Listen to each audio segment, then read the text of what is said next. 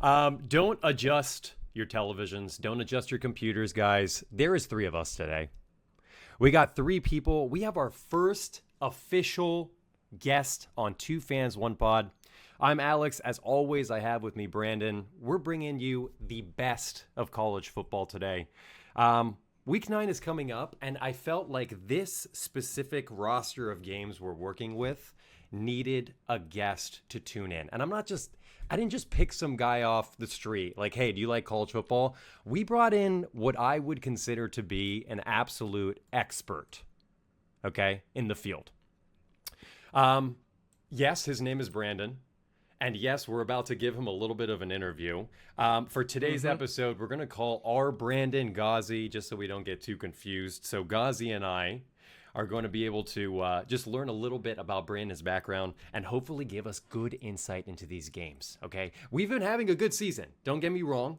Actually been having an excellent season as far as gambling is concerned, which is, I know that's not the standard. That's not, that's not the standard. That's not why we love the sport. No, We're we're here for love of the game, okay? And don't forget it. Okay, Brandon, you're involved in a number of podcasts right now. We met through my friend Mike, who also, he just started his own YouTube channel. Make sure to link everything. But go ahead, plug us, tell us about your podcast, what you're involved with. I see a lot of fun stuff in the background too. Kind of tell us a little bit about yourself. So I'm Brandon. I've been podcasting for 2025, so since like 2014, 11 years now. Started out doing a show on movie reviews. We were doing pretty well. I got to become a movie critic, got to see movies early, get screeners, all that stuff, vote on stuff. So I was doing a ton of movies. I was probably doing 100 movie reviews a year. Oh, damn. At that time. That's all the movies.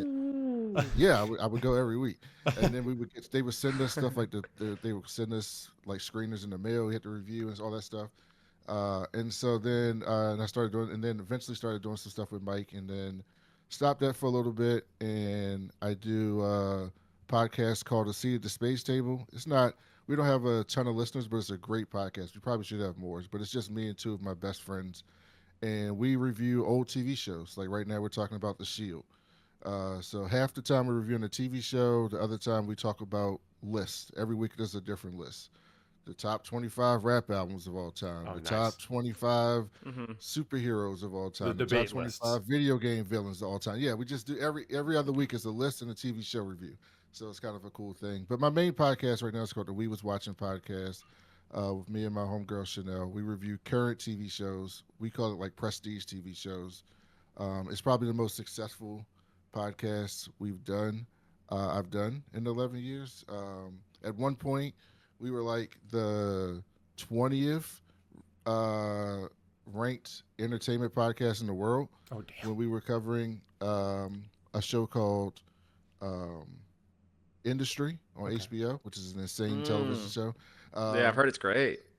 Yeah, it is great. It's also insane. So yeah, we record every week, twice a week, live on YouTube. And We Was Watching Podcast. You can just search for that. Right now, we're covering Gen V and a show called The Chair Company, which is on HBO, which is another insane television show. So yeah, you can check us out there. But also, I do a lot of nerd stuff and things like that with the movie reviews and TV shows. But at my core, I am a jock. I'm a jock that loves nerd stuff. Okay. And I make fun of people all the time because I'm so much in the nerd space now. I play space video games, read comic books. Those of you watching, you can see my background, all the nerd stuff, but they don't realize that like I played college football. I'm not doing this to toot my own horn. I'm just speaking it. I was a pretty high level basketball. Basketball is my favorite sport, to be clear. Okay. I just wasn't tall. I'm 6'1", basically 6'2", a little under 6'2". So I'm tall enough, but I'm not that tall. But like I played on the same AAU team as Carmelo Anthony when I was younger. So like I was a pretty good basketball player. I loved basketball, just wasn't good enough. And then like football, I was really good at and didn't care that much. Even though I love the sport, I just didn't try that hard. But I was able to play Division I football. I played at Coastal Carolina. So like if There's some y'all are a little younger than me, so I don't know if you remember these players, but do you remember when one of the biggest upsets in college football history, Appalachian State beating Michigan? Yes. Oh yeah, we Yes. know about it. Oh, Yeah. absolutely. Yeah. So we played them in the playoffs that year at Coastal Carolina.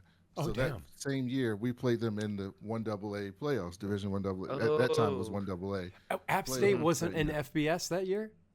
No. Oh, my. No. Oh, no. And so it was 1AA, and there was a guy on our team named Jerome Simpson. He played in the NFL for a long time. I've A heard wide that name. receiver. If you remember, there's like a course. famous clip of him doing a front flip with the Bengals into Oh, the yeah. end zone after Oh, yeah. scoring. Yeah. He was one of our wide receivers. There That was a is quarterback awesome. who used to play for the Bills and the Chiefs named Tyler Thigpen. Okay. He was our Yes. quarterback at the time. That's an interesting Our transition. running back played fullback in the NFL. His name is Mike Tolbert. He's played for the Oh, Chargers. wow. That's so sick. That's yeah. awesome. So he was Play for the he was Panthers our too, running right? back. I think so. For the Panthers, yep, for the Panthers. Yeah. A cornerback on that. This is all 1AA team, by the way, Coastal Carolina. Our cornerback was Josh Norman. No way. Was that there? So we had a lot of Yeah. good players at Coastal Carolina, and I sat on the bench, but I played. I made it. So I played free safety in college, and Oh, I love yeah. that. So I love football. I didn't love it enough back when I played. I probably could have been better. I got recruited by Temple, Syracuse, Hampton, Bethune-Cookman. Damn, I'm getting Towson. goosebumps hearing that. That is such a cool experience. Can you explain, Much just better like schools. when you talk about recruiting, like getting recruited, I understand, like we see the movies and we see the shows with the guys coming and they're sitting on the bench and they got the notebook. But what is like, just briefly, can you explain what recruiting was? Because I feel like now it's completely different. It's a completely Yeah, different game so now. I Right? wasn't like a 4 or 5 star, obviously. So those guys get it a little bit different, right? So like I know some of them, it's a little bit different process for them. For me, it was a lot of getting my name out there. I went to how can I put this? I went to a academic school. The name of my high school was Western School of Technology and Environmental Science. Okay, an academic school. Wow. The entire history of our school, we had never made the state football playoffs, ever. Not a single time. Until my junior year, we made the state football playoffs for the first time in the history of our school. We had 3 players before me in the history of the school play Division I football. Now, one of them made the NFL. You might have heard Dominic Foxworth. He's on ESPN. Yeah. And he played at Maryland. He was at our school, but besides, there's been 3 before I played and went to Division I. So we were not an academic school. In fact, because we were an environmental science school, we didn't have a football field on campus because they didn't want to cut down trees to build a football field. An So environmental school. Keep in we mind. played at a community college down the street in their soccer field. We played football on their soccer field down the street. So it's that type of school. And our junior year, we ended up going 11-1 and made the state playoffs. We lost to the number 1 team in the state, but we made the state playoffs. And that's when I started getting noticed because I had 26 sacks. And As a safety? No. No. See, that's funny. I went to a small school, okay? Oh, So you okay. got to remember, think about high school. I'm 6'1". In high school, I was probably 6'1", 215, 218, right? Yeah. But at a small school, I'm one of the biggest, like one They of the use you bigger people everywhere. at you're the in the school, front. right? Yeah. They definitely put you everywhere. But I'm relatively like I'm not fast for like an NFL player, but when I ran like a 4.52, 4.55. Still very fast. So I was fast, but I was also big, right? So I played wide receiver on offense and defensive end on defense. The end and wide. That is The such end an wide receiver interesting combo. combination. What an interesting. That's super And sick. so playing defensive end, I could just run around fat, slow high school offensive linemen because I'm much faster than them. Yeah, of course. Right? I'm much faster than them, and I'm still big enough to like deal with them. I'm not little. So I gained more weight my senior year, and then in college I was listed at 6'1", 228 at safety. So I was a big safety.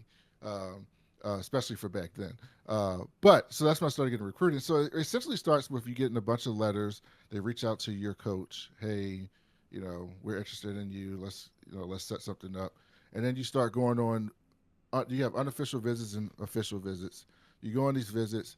They basically show you around, let you meet with the team, go to the locker room. You stay with somebody.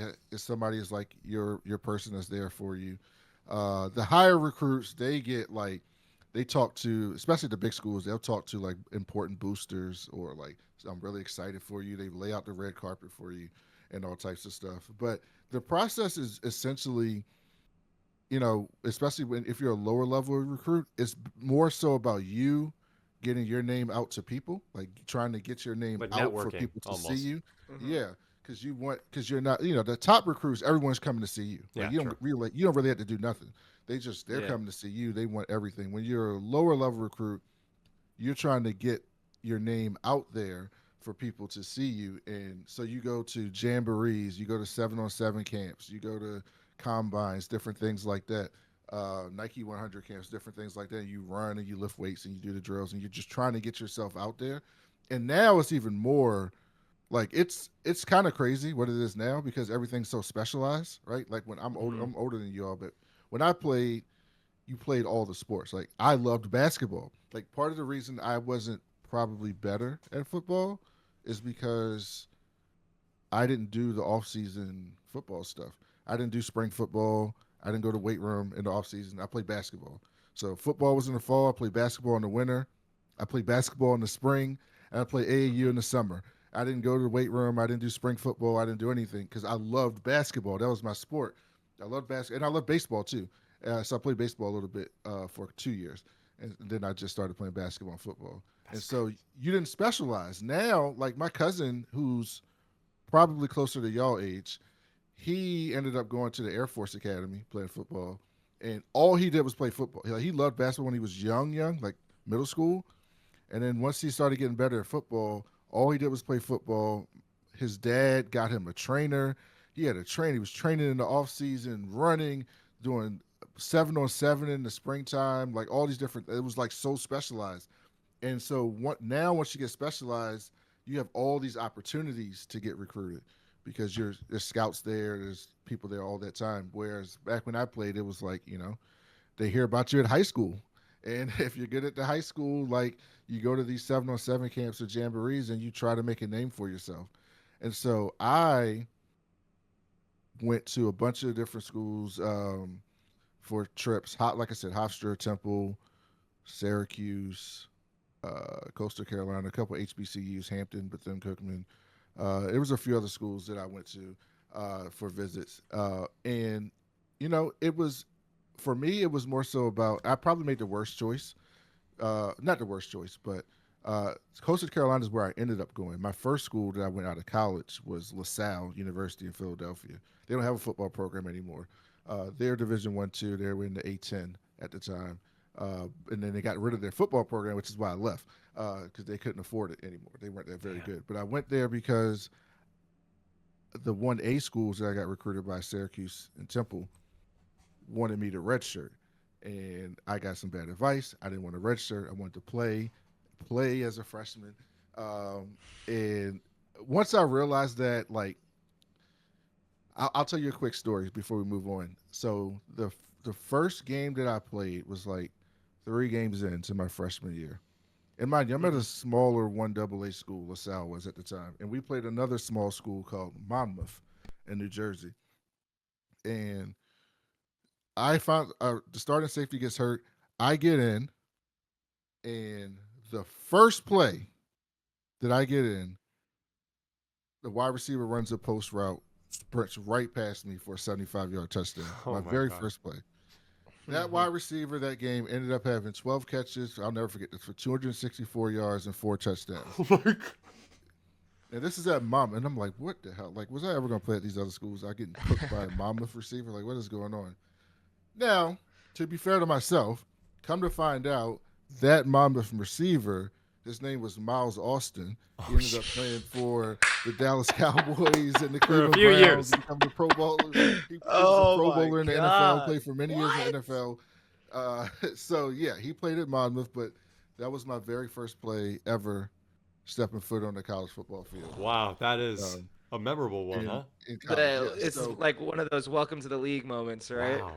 yeah, but it's something that we don't talk about often. You don't hear on a lot of sports because it's not as important, and those schools don't much matter in the context of national conversation. But there's talent everywhere, and so if there's people listening that are playing, like if you're good enough, they will find you. Yeah. I can tell you. I just named when we started. I named 6 people who played at Coastal Carolina with me that made it to the NFL. At Coastal, now Coastal Carolina is a bigger program now, but at the time it was a smaller, newer program, and they will find you anywhere you go. So there's talent all over the place, but that process of competing with those dudes, it's when you hear people. So like 1% of players who play high school football make it to Division One, like FCS or FBS. So out of all the people who play high school football across the country, 1% make it there, and then a little less than 1% of all those players make it to the NFL.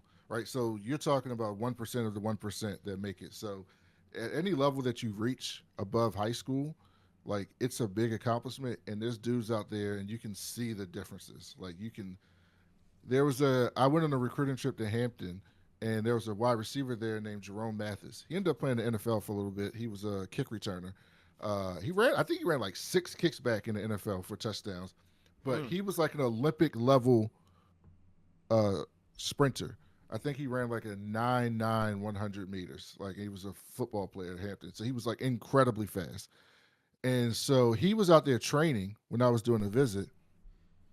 And when he runs past you, you can like feel like wind go past you. Like that's how fast that is. Like a 9.9 running past you, right? Yeah, And yeah. so when you see that in person, it's like, what is like, and this is just me going on a trip at Hampton University. Now he made the NFL, but it's like this is Hampton University.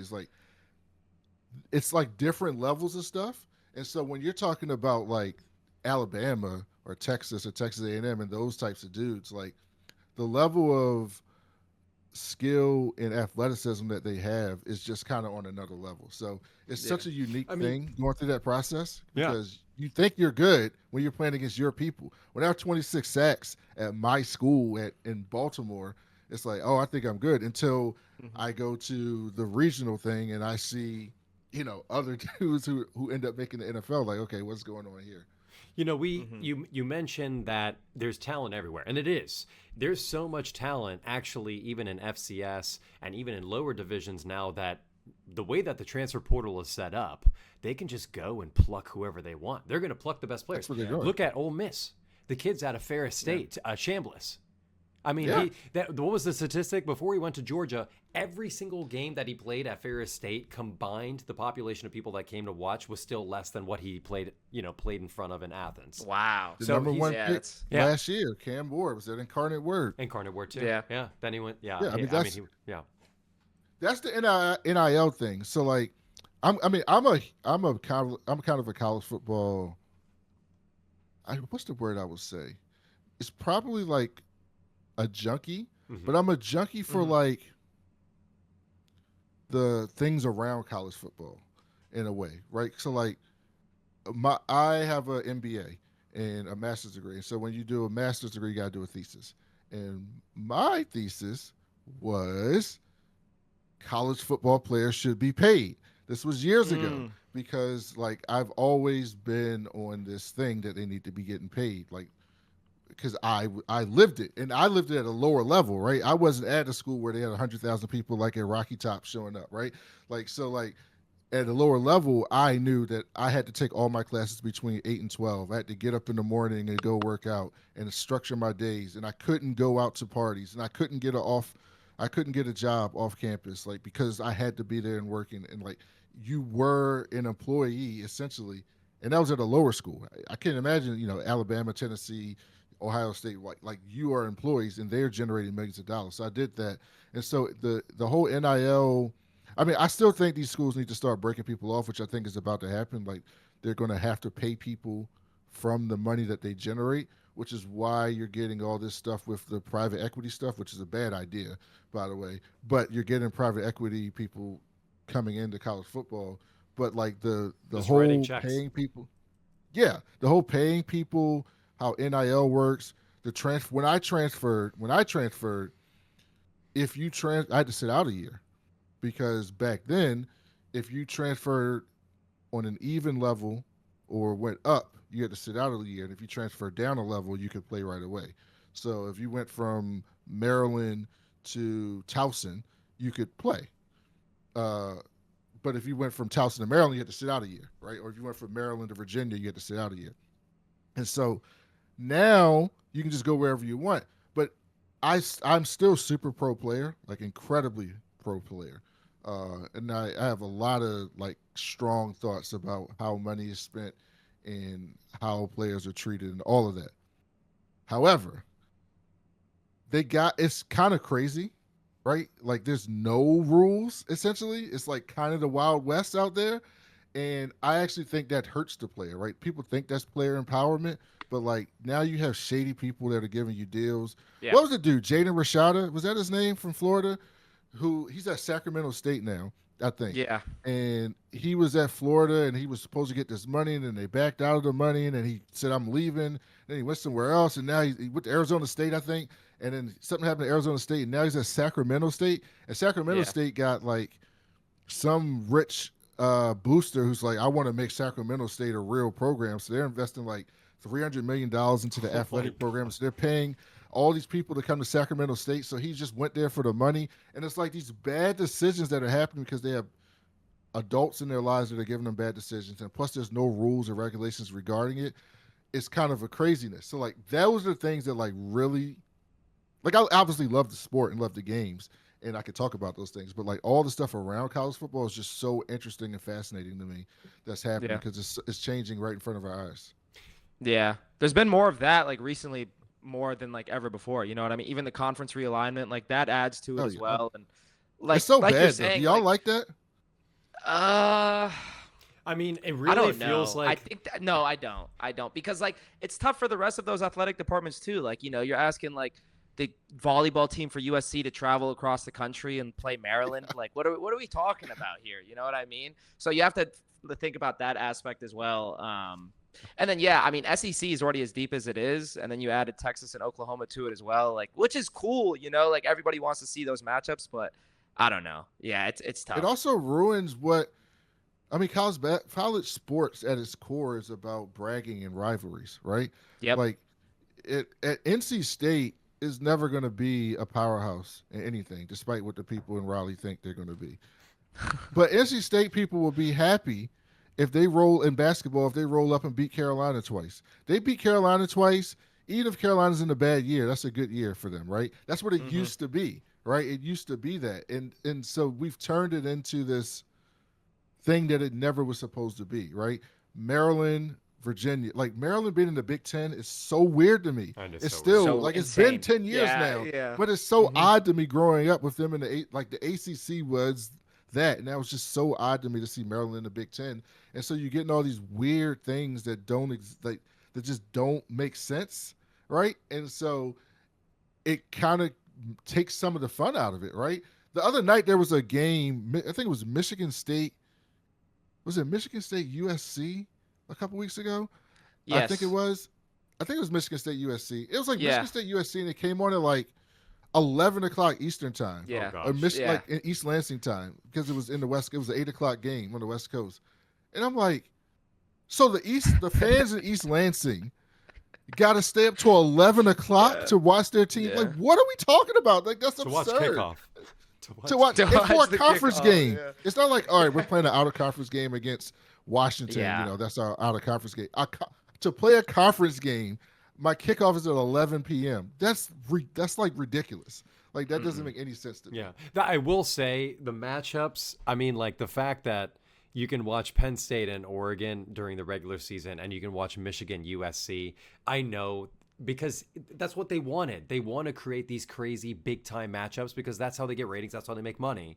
I mean, it makes sense. That's why they want to, and they want to elevate. They talk about parity and how like we want to create close the gap between the haves and the have-nots. But all you did, just like you said, Brandon, is you juiced the two big conferences, the Big Ten and the SEC.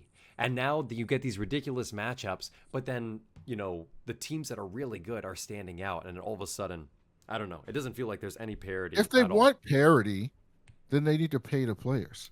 Because if they want parity, instead of making it this nebulous NIL, where it's like I can throw any crazy amount of money that I want if I got the boosters or the people to back it up. If you said, because all these conferences, at least the Power Four, they all have good TV deals. The ACC TV deal is not that great, but it's good enough, right? So they all have good TV deals. If you said, all right, every school gets $15 million roster, right? The school is going to pay $15 million. That's your roster. You got to sign 2-year contracts minimum. So everybody comes there, you got to stay at least 2 years.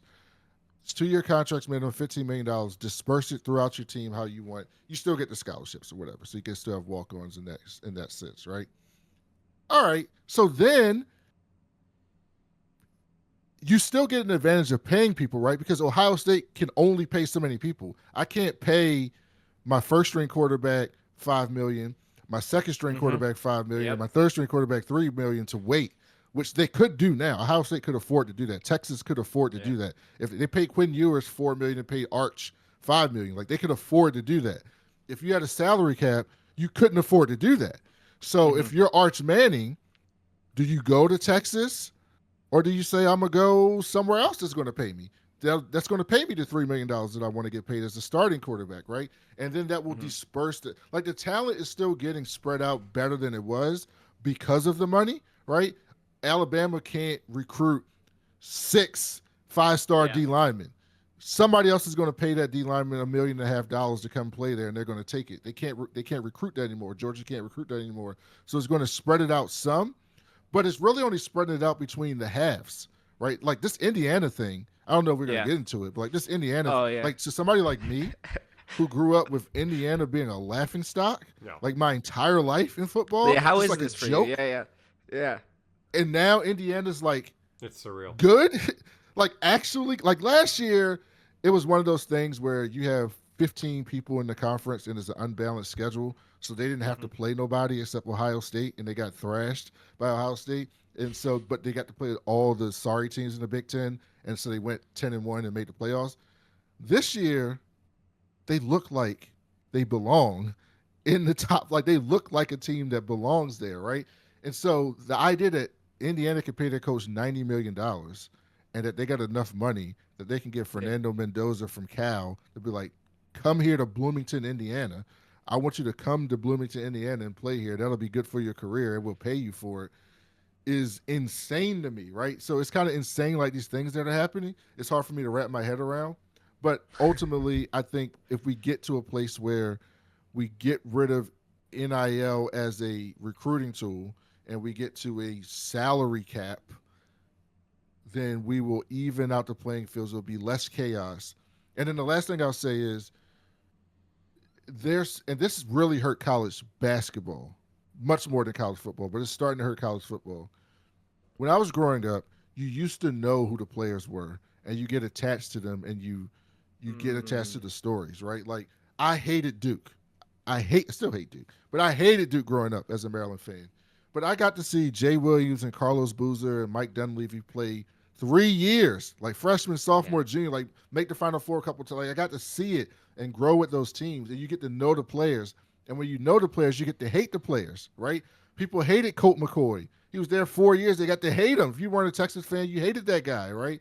Or I remember Sam Bradford. Like I remember those teams and those players.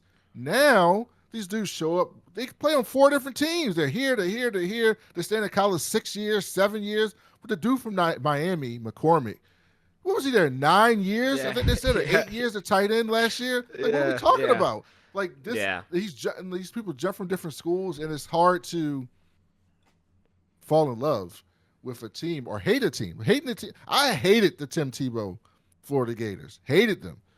But Yeah. I got a chance to hate them. I got a chance to see him play a little bit under Chris Leak and then take over, then win the Heisman and win a championship, and to hate him. Like, you don't get that much anymore. Yeah. It's true. It's I difficult. think the salary cap also adds like the aspect of like, if they only have this 15 and they have to allocate it a certain way, it allows teams to get back to like an identity, and it allows like players to be like, oh, my play style works with this identity. You know what I mean? Like I can go to a team that has a run heavy offense because that's, I don't want to throw the ball a lot and I'm a run first quarterback, versus nowadays, I feel like it's just like highest bidder. You know what I mean? Yeah, it's just the highest, and it's bad, and it's not, people are presenting it as it's good for the players. And I mean, I'm happy that they're getting paid. Don't get me wrong. Yeah. But Yeah. a lot of them are getting bad advice. And sometimes Yeah. you should just stay, right? They'll be like, oh, I'm not getting the plays, I'm out. And I'm like, it might be better if you just stay, right? Leaving might not be the best idea. Like sometimes stability is good. Like sometimes those things are good for you, and just running to get the next check. I don't want to tell anybody I'm not pocket watching, but running to get the next check sometimes doesn't work out, right? It don't always work out. Yeah, we saw what happened with Nico Iamaleava because I know 100% his parents got involved and they kind of steered his direction. Yes.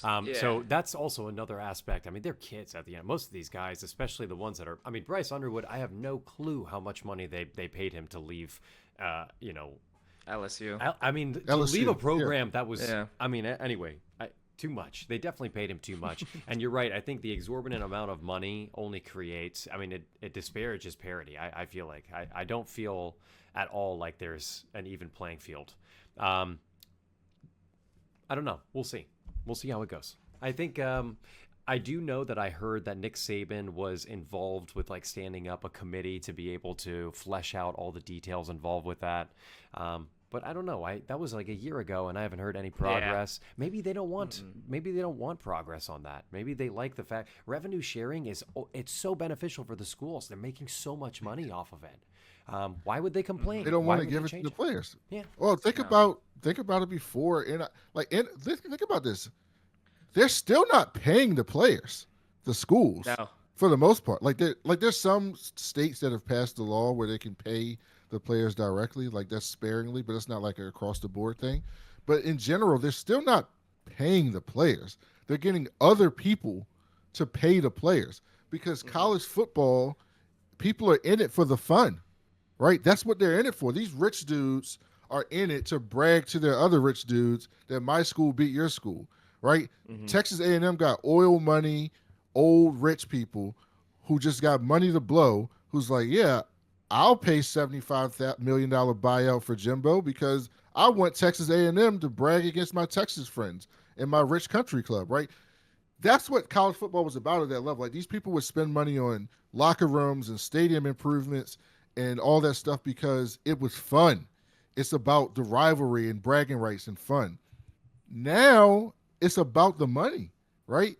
Yeah. And it's become even worse because now coaches get 2 years. They're like, you won 6 games? Get out of here. Jane Franklin is a choke artist. I mean, your team doesn't perform like that without that type of leadership. However, Penn State is not Ohio State. They don't have the resources that Ohio State is. They don't have the recruiting bed that Ohio State has. They're not Alabama. They're not LSU. They're not Georgia. They don't have that inherent advantages that those schools has. They're in the middle of nowhere in Pennsylvania. There's no really great recruiting apparatuses within driving distance of them where people can just come there. So they have to go out and find people. So Penn State, although I think they could have been better than their record against top 10 people, if the Penn State people think that they should be Ohio State, the Penn State people are delusional. They're never going to be Ohio State. Right? They're never going to be Ohio State. It's like Auburn. Auburn is a good program. Auburn is not Alabama. They don't have they don't have the inherent benefits that Alabama has. They're not going to be Alabama. And if the Auburn people think Hugh Freeze is about to get up out of there, right? He's going to get fired this year. He's going to be up out of there. Yeah. If they think they're going to be Alabama, they're not. They won a national championship with the greatest season I've ever seen by a college football player with Cam Newton, because they won a national championship where one other player on the entire football team got drafted. They had 2 players to get drafted that year. Cam Newton went number 1, and the D tackle, I forget his name. He went in the first round. Nick Fairley, so I think Nick something Fairley, like yeah, that. Nick Fairley. Yeah, is that what? They did not have a single other NFL player on that offense. The entire offense, not a single other NFL player. And they won a national championship, beat Alabama, beat LSU, and won a national championship. That's an absurd season, right? But it took that, running a high school offense by Gus Malzahn, a Fisher-Price high school offense, that dude took them to the national championship. And then they thought, oh, this is what we should do all the time. This is who we should be all the time. And then they fired Gus. How many coaches have they had since then? 4 or 5 coaches? Something They're just going through them because they think they should be Alabama. They're not. For the record, they did go to the national championship again, and they did lose to an incredibly stacked FSU team.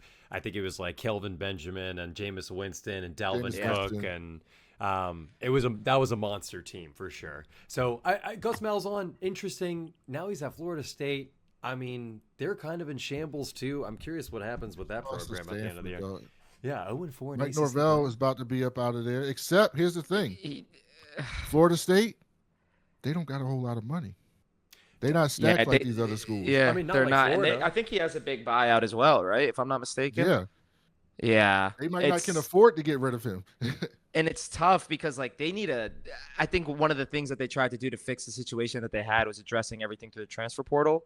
And I mean, that does work if you can, fill out little holes and gaps here and there. But as far as your complete approach is that, I just don't think that's going to work. I think they need to get back to, it did really work recruiting. at Indiana. It worked at Indiana. He's had it's the second year in a row. It's an anomaly. It's got to be. It's not. It's 2 years in a row. It's not an anomaly. I know. 16 years and in a 2. row. Indiana, though, that situation is just insane. But they need a hard reset. Is that sustainable? We're going to Is find that out. sustainable Indiana? in Indiana? They paid him $96 million to find out. I think at this point, Hey, listen, if you are that dude, you can win anywhere. Yeah.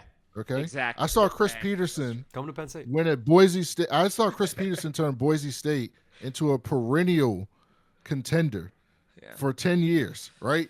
Boise State was a legitimate college football program for a decade because Chris Peterson made them that, right? They had that Statue of Liberty play, right? Was that that was yeah, part of that, right? that was before him. That was the previous coach. They were better after that. Okay. When they got Kellen Moore and they were legit, they were beating Oregon and they were a legitimate team. He was on the cover of one of the games and everything. Bobby Bowden, Florida State didn't used to be anything. Bobby Bowden built that program into something. And so they think that they should be what Bobby Bowden is, but the game is different. The whole construct is different of college football, and they don't have that guy. If you have that guy, then you can win anywhere, right? But is Kurt Cignetti? How do you say it? Cignetti, I believe. Cignetti. Is he that guy? He appears to be that guy, but we'll see. The 2 big losses last year, obviously Ohio State on the road, that had all the eyes on them, and that looked poor for and Notre Dame. Yeah, and then Notre Dame in the first round of the playoffs, getting into the playoffs 11-1, also astounding feat. And they lost handily, for the record. That game was not very close either. No. I mean, I would say going into Autzen and doing what he did it's amazing on its own. But with that makeshift team and with the amount of momentum they had too, it's especially amazing. So that is an anomaly, like you said. Though I don't know. I feel like he's growing that program into an elite status, and he's doing it quick. So I feel like they might have made the right decision. I might be wrong. I hope I'm wrong because it's Indiana and they're in the Big Ten, and we're gonna get destroyed by them every year. So y'all didn't tell me. I know you are a Penn State fan. Yeah. I know you're a Penn State fan. What about you? Michigan. So my heart, it did hurt a little bit when you brought up the Appalachian State, upset. But I'm a Michigan fan. Yeah. That team was great too, man. You know what's crazy is I was looking at that the other day because I was on Chad Henne's wiki or whatever, just going through shit, and I was like, oh yeah, he was the quarterback for that. Yeah, so, he was. Yeah, he was. They ended up having a good year that year. Yeah, I think that was their only loss. They went 9-3 or something like that. Or something, maybe. Yeah, it was a good year though. But yeah, they had a good roster, good team. But yeah. We talked about a couple of coaches that were fired or already in the hot seat. That was a tough one. Mm-hmm. Billy Napier, can you tell me, what do you make of the Billy Napier situation? Do you feel like Florida is a better job option than Penn State? I mean, really, is there like, are we at a point right now Yes. where we're weighing these jobs and like, you know, I think what you can accomplish at Florida is probably more. Yes. But what do you feel? How do you feel about the firing first? I mean, in the world that we live in, he had to go. Last year, he should have been gone last year. You got the number one. Well, last year they gave him a break because Lagway Those got wins. hurt. Well, no, those wins at the end. Those wins at the And then end. the guys. win- yeah, he did they stack had up some Graham, wins so at he the end. decided to start Graham Mertz Yeah. instead of Lagway. Yes. Yeah. Mertz gets hurt. Lagway comes in. He looks great, like 2 games, like awesome. Then he messes his leg up. He's out for the rest of the year. They were going to get rid of him. Yeah. But I think those couple wins at the end, but then they also were like, okay, you had the number one recruit in the country. You didn't actually get to play with him. We're going to give you a chance to use the number one recruit in the country. And he comes out, and he does not look good. He does not look good. And it's not I don't think it's a talent thing with him, but it might be. But I don't think it's a talent thing with him. And so when you don't have that, and then you lose to South Florida, I mean, that was it right there. He lost to South. I mean, once that happens, it was like, okay. At home, it's bad. We can't even brag to South Florida in the state. Like I mean, then you lose to Miami. We got to get up out of here. Like, you got to go. Yeah. Here's the thing: Florida is not what it used to be, right? As a school, because Georgia was always a sleeping giant. Georgia was always an underachiever based on just all the factors around being good: proximity to talent, location in the South, just resources. Georgia, my entire time growing up, was like, I don't understand why Georgia's not better. David Green and DJ Shockley, they had people, Matt Stafford, and they were always like just a little bit lower than what they should have been. And people knew someone was going to come in and unlock Georgia, and then it was going to be kind of hard because just the resources and how much stuff is within driving distance to University of Georgia, where there's good players, is just absurd. So you got that competitiveness of Georgia that kind of took away some of the recruiting that Florida had. But Florida can still get who they want to get for the most part if you have that type of person there. So I think it's better a job than Penn State in that matter. I would have said Penn State's a better job because the expectations aren't going to be what they are at Florida, but they just fired a dude who was like 38-6 in his last 44 games. So, like, I don't know what the expectations are on Penn State. Do they think that they should be a national championship contender? Because if so, then that's not a great job. That's not a great job if that's what they think that they should be. If they think they should be competing to win Big Ten titles, here's the thing. This is between y'all two. This is funny. I don't see any way that Penn State is better than better than Ohio State as a program.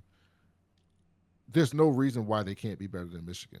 Why they can't be Michigan. There's no inherent like location, reach, money that can't make them at least equal to Michigan in the Big 12. And when they keep falling below Michigan wins the national title with Harbaugh, I can see why Penn State was like, okay, we should be that. But if they think they're going to be Ohio State, they think they're going to be Georgia, LSU, Alabama, like those schools, if they think that's what they are, then that's not a good job.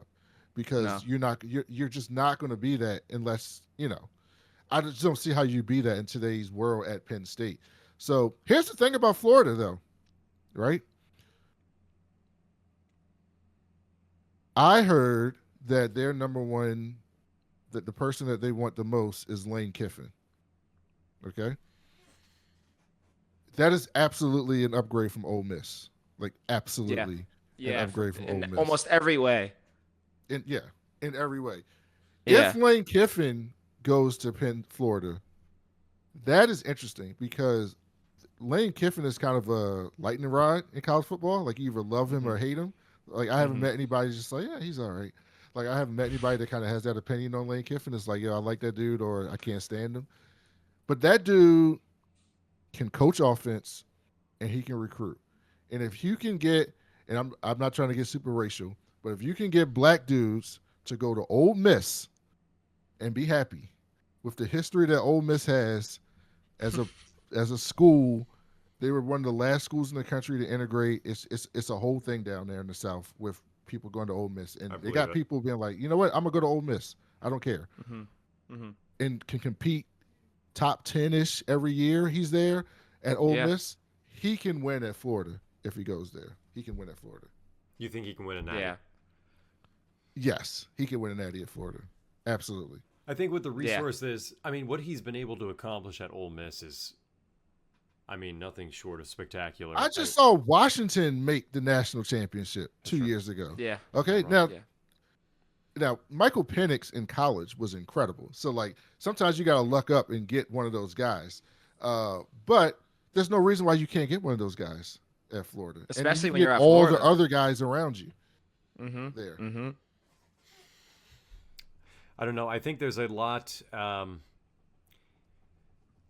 don't know. I think there's a lot of pressure right now on programs to get wins. You know, you talked about.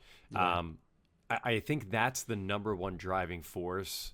And you know they'll come. I think Penn State is a little bit of a unique situation. James Franklin the thing is he had the talent, and he was able to touch great. I mean, there never were great if you think about it. You look back even when they had all the big names on that team, it was like, you know, Chris Godwin and Saquon and Gesicki, and when they had that superstar team, they still had Trace McSorley. You know, they didn't have a star-studded like across the board cast that Alabama or Georgia will usually have.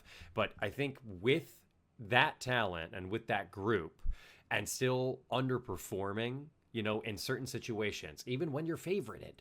It felt like it was a long time coming. There was kind of like an air of mediocrity that I think because Penn State was able to at least touch great, you know, win a Big Ten championship. That's the point. 2016, that 1 year, because they were able to see that it was possible, the standards went up. That's what happened. And James Franklin was never going to cut it. He was never going to win. You know, the Rose Bowl is a great example of that year, 2016.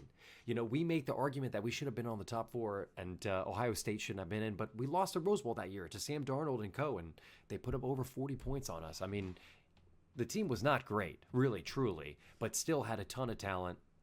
But the thing that hurt Franklin the most, in my opinion, is his inability to develop, whether it's his fault or people just rated him wrong. Yeah. His inability to develop high-end quarterbacks, right? Because Christian Hackenberg was supposed to be number one pick. Gruden loved him. He's supposed to be that guy. He was never that guy at Penn State. And then they drafted him in the second round thinking, okay, he had the build. We thought he was going to be that guy, and he was not that guy in the NFL. So it's either James Franklin got a raw deal because he got players that people thought should be great, and they weren't that player, and they were judging him based on those players. Not like same thing with Drew Aller, right? Drew Aller is supposed to be one of those dudes. He's supposed to be 6'6", 6'5", athletic, rocket arm, like looks the part, top 5 pick NFL draft quarterback. He has never been that at Penn State at all. Going into this year, they're like, we think Drew Aller is going to be a top 10 pick. I'm like, based on what? Like he never played like a top 10 pick last year or the year before that. Like he's not, but they tell us that he's that guy. And then so people look at James Franklin as like, it's Drew Aller and Christian Hackenberg and a couple of these other dudes. Are they not that guy because you aren't developing them into that guy? Or are you not winning the big games because you don't have that guy? Right? Because even that Oregon game, they were in the Oregon game. They went to overtime. Yeah. Drew Aller made a terrible decision in overtime. Like the guy strafed right under the pass. Like it was not a hard read to see what he was doing. It was a terrible decision to throw in overtime that he made at the end of that game. Like, is that James Franklin's fault? Maybe. I do remember there was, he was, I think it's more so the development thing, just because like the amount of talent he's had at that position, like it can't be every single time that, you know what I mean, they're rated wrongly. But I do remember there was also this one press conference where I believe the reporter had a question of like, you know, is there a situation where, let's say Drew's, you know, he drops back, has his receiver one-on-one. Is there a situation where you would want him to just launch it, you know, we want, like, is there situations where you guys would let the deep ball fly and that sort of thing? And James Franklin, word for word, was like, I don't even understand what you're saying to me. Like, that sounds like a whole other language. Like, I just don't understand that. That's not in our. And I was like, all right, so you don't want your quarterback to play. Like, you don't want to let him cut it loose, is what you're saying. So I don't understand how you're going to let your guy, or how they would develop if you're not, putting them in those situations in that environment. But yeah. I mean, you bring up Hackenberg. I think Hackenberg is a great comparison to Drew Aller. Yeah. I think he's a perfect comparison. He had the build, he had, the talent, the hype, the 5-star, the everything, the system is not, there's something wrong with the offense they're trying to force with this guy who he's a talented kid, but the talents you're trying to pull out is not what I'm seeing. They're running a power read option on a 4th and 2 with Drew Aller. Mm-hmm. Oh, now you got him going. Yep. Mm-hmm. And you have like this 6'6" quarterback, and you're running power read options for 2-yard gains to do what? To keep driving down to get inside against UCLA. Anyway, we don't have to. I don't want to go too much into the weeds. Well, here's the thing. You know what's funny about UCLA? They fired their coach, and they're like undefeated. a completely different team. They're 3-0. They're like a completely different team. Yeah. Yeah. Like, it's insane. Which sometimes it is the coach, right? Sometimes it is the coach. In the NFL, this is a college football podcast, but in the NFL, Brian Callahan was a horrible coach for the Tennessee Titans. Like, I don't know if they're going to win more games now, but if you watch them play, it was like, this guy does not know what he's doing. He needs to be fired. Like, sometimes it's the coach. And there's a couple types of coaches in college, right, that win. There's really 2 types of coaches that win. There's the Dabo pre-NIL who could recruit, who was a great motivator, didn't know. I don't think Dabo could out X and O me. I'm quite confident Dabo couldn't out X and O me. But Let's go. He knew how to talk to people. He knew how to recruit. He got his people fired up.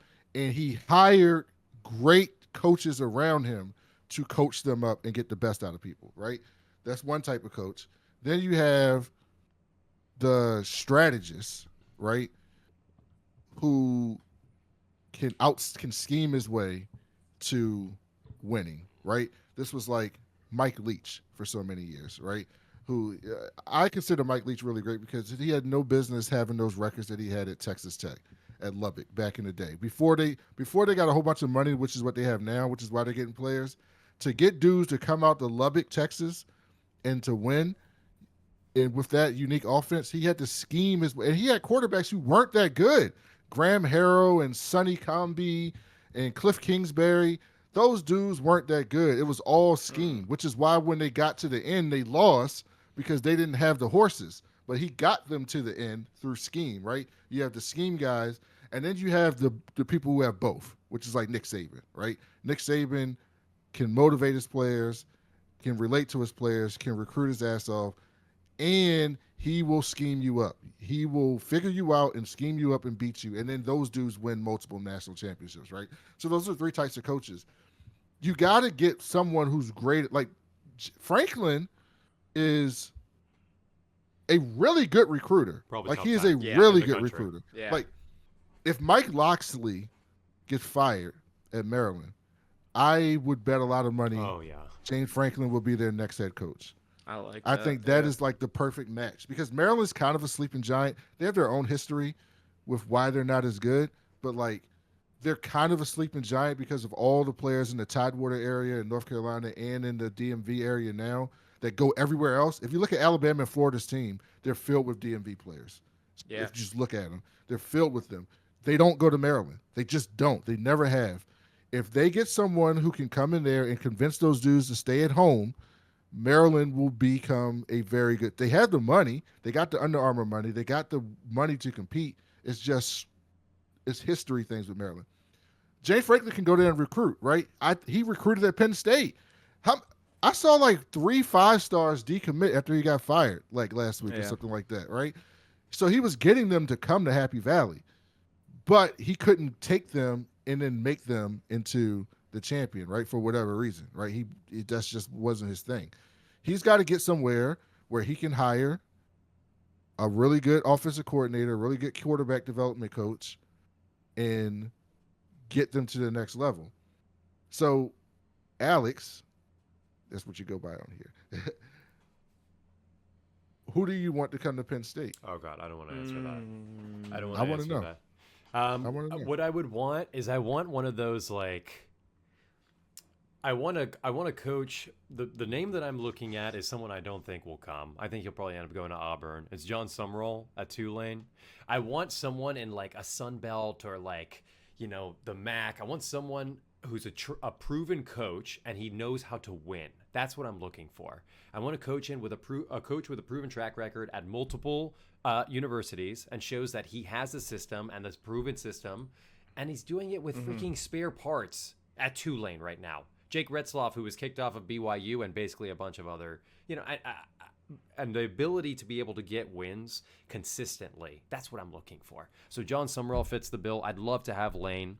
Kurt Cignetti, I really thought they were going to target him. I thought that was going to be the big get because I think that's why he got the boost in the pay. I would say I think that's why he got it. I think because he got a call and he told and he was like, hey, by the way, they're giving me X number and you're going to have to. I have a name for you. Here we go.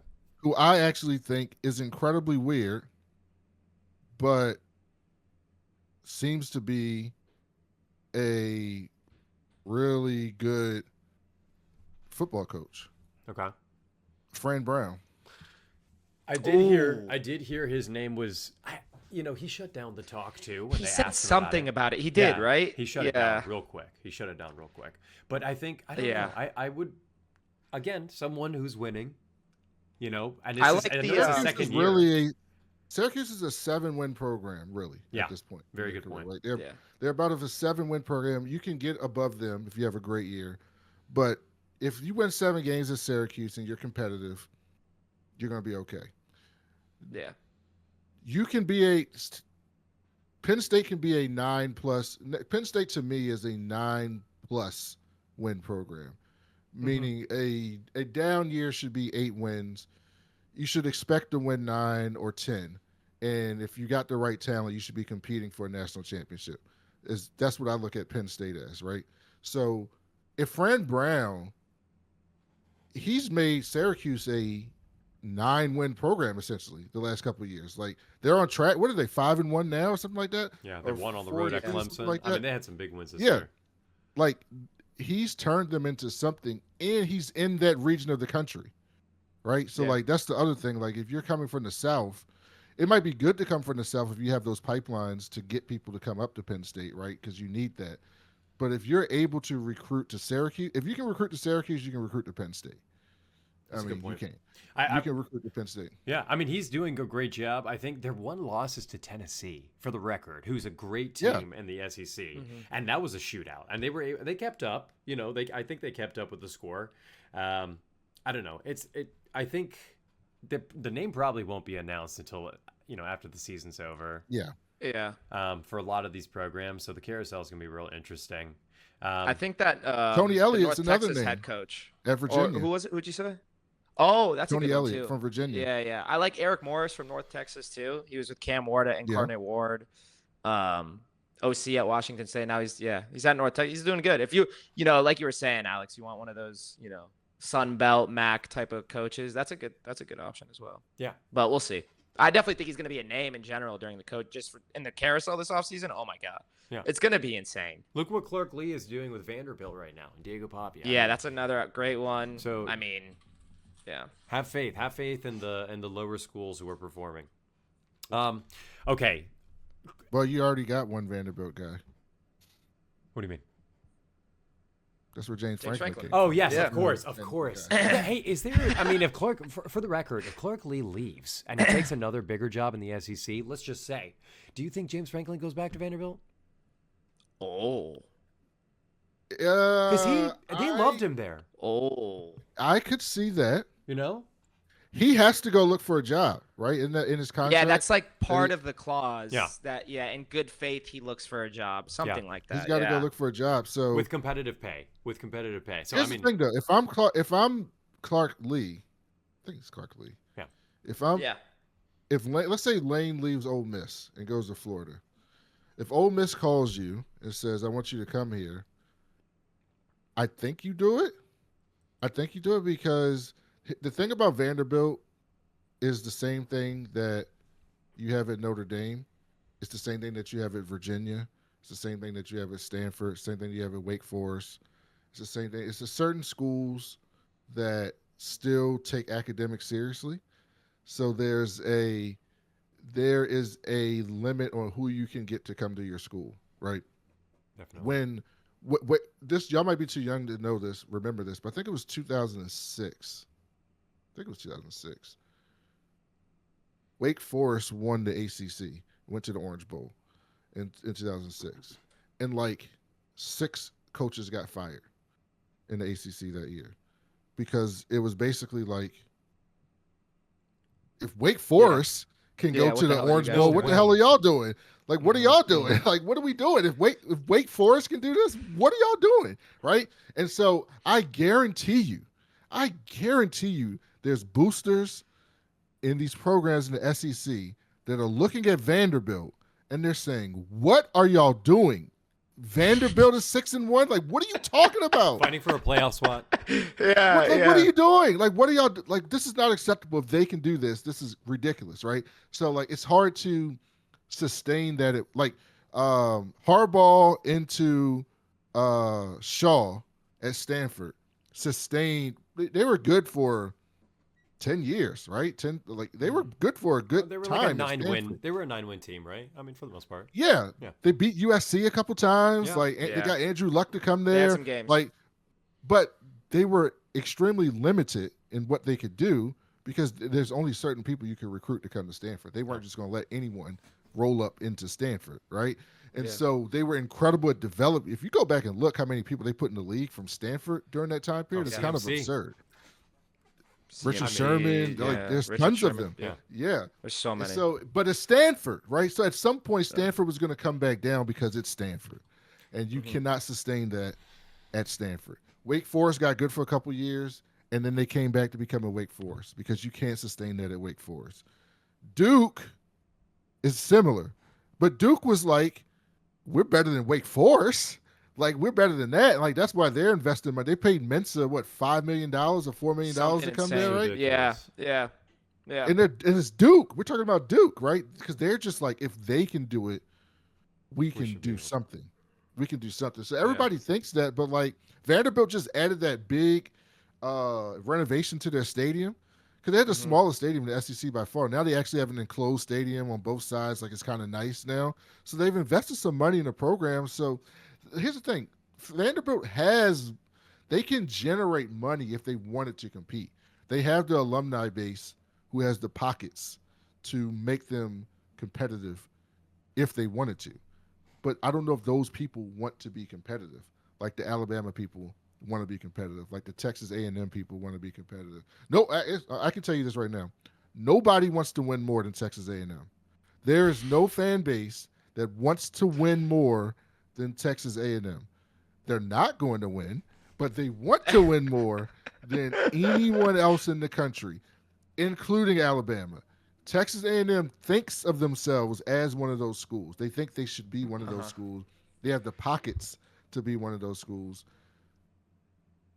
There's some politics in the state of Texas that's interesting because some people don't want to go to College Station to be in that part of Texas, which is why they've had ups and downs in recruiting over the years. But they're like, we're an hour and a half from Houston.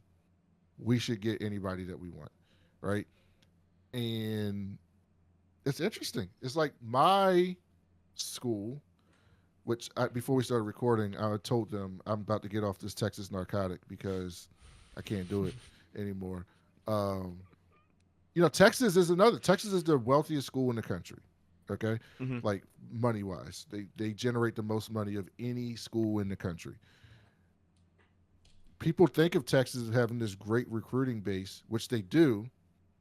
But in reality,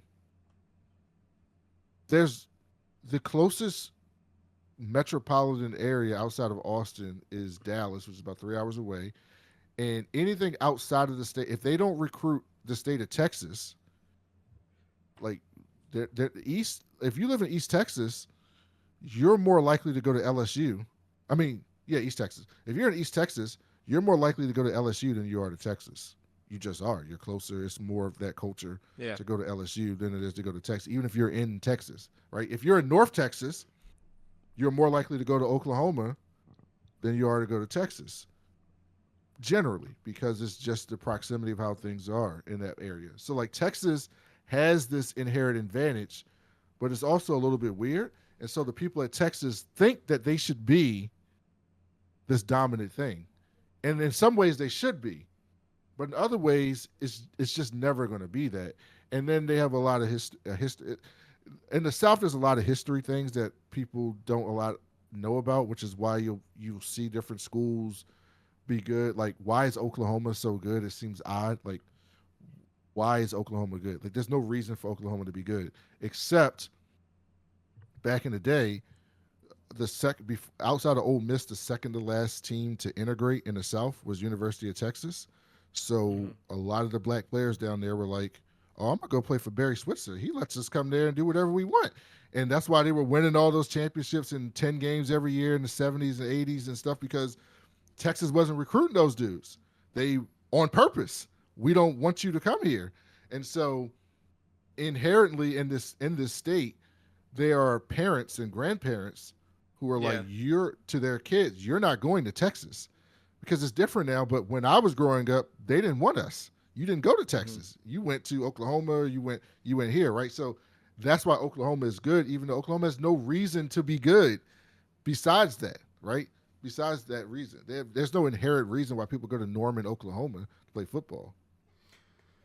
Honestly, I've never thought of that, because this is so curious. Oklahoma, it's in the middle of nowhere, but if they are pulling in the recruits from that North Texas, they got to be. I mean, those kids got to be good. I mean, I live in Dallas. If I want to go to an Oklahoma game, it's about a 2.5 hour drive, about 2 hours and 15 minutes. If I want to go to a University of Texas game, which I had season tickets last year, I got rid of them this year explicitly because I didn't want to take that drive every week. It's about 3.5 hours to go. It's about 2 hours to get to the Oklahoma game. It's about 3.5 hours to get to a Texas game. They play the Red River rivalry at the Cotton Bowl here in Dallas, which is kind of in the middle of both of them. That's why they play it here in Dallas. So if you live in Dallas, which is the fourth biggest city in the first biggest city or third biggest metropolitan area in the country, Oklahoma is a 2 hour drive from you, right? Crazy. It's a 2 hour drive from you. And if you think about it over history, because that's how programs built up, 25, 35 years ago, Oklahoma was dominant and Texas didn't want you. They didn't want you to come there.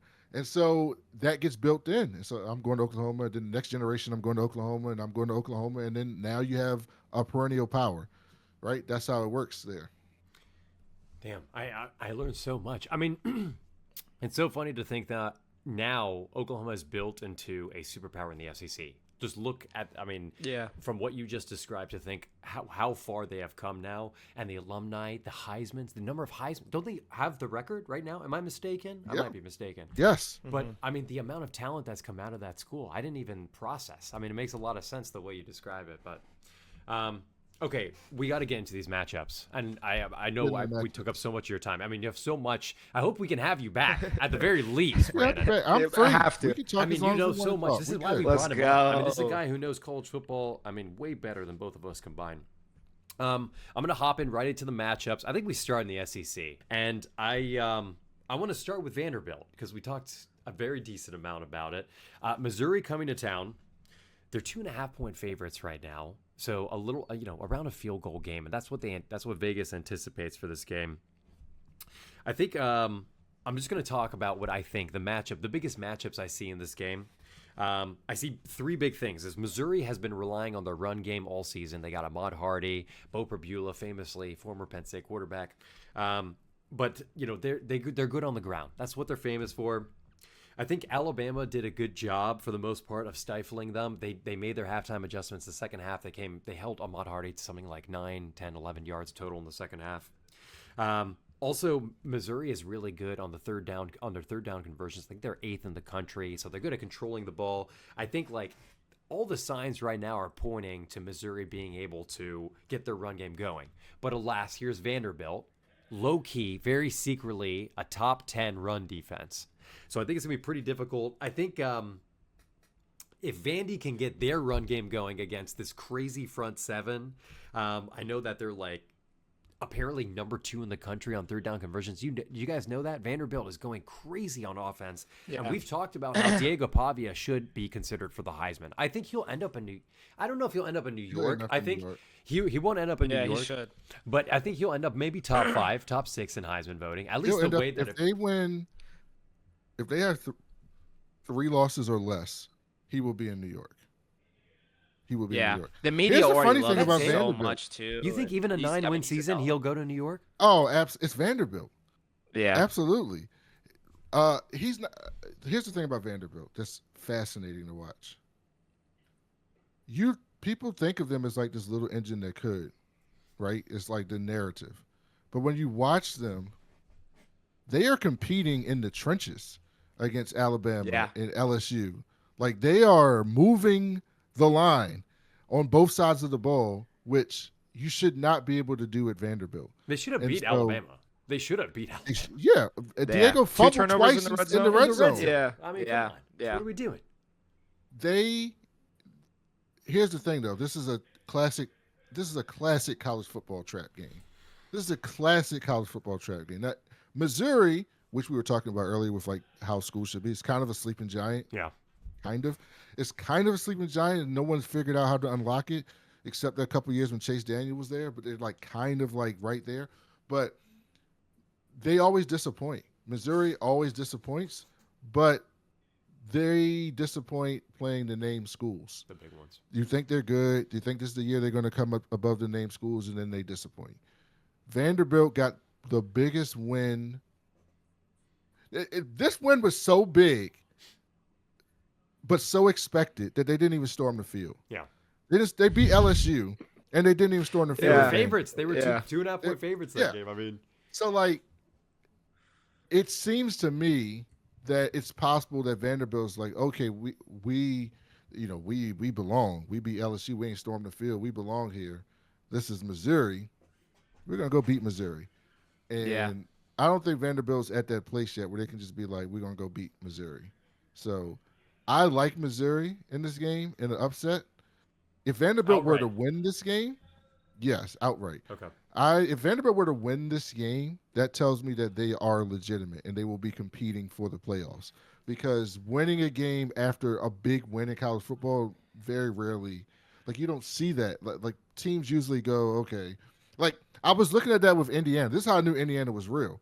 Indiana goes to Oregon, beats them on the road soundly. I mean, the score was closer. The score was closer than what the game was to me. They controlled that game, in my opinion, from start to finish at Oregon. And so I'm thinking, all right, you're going to go play Michigan State next.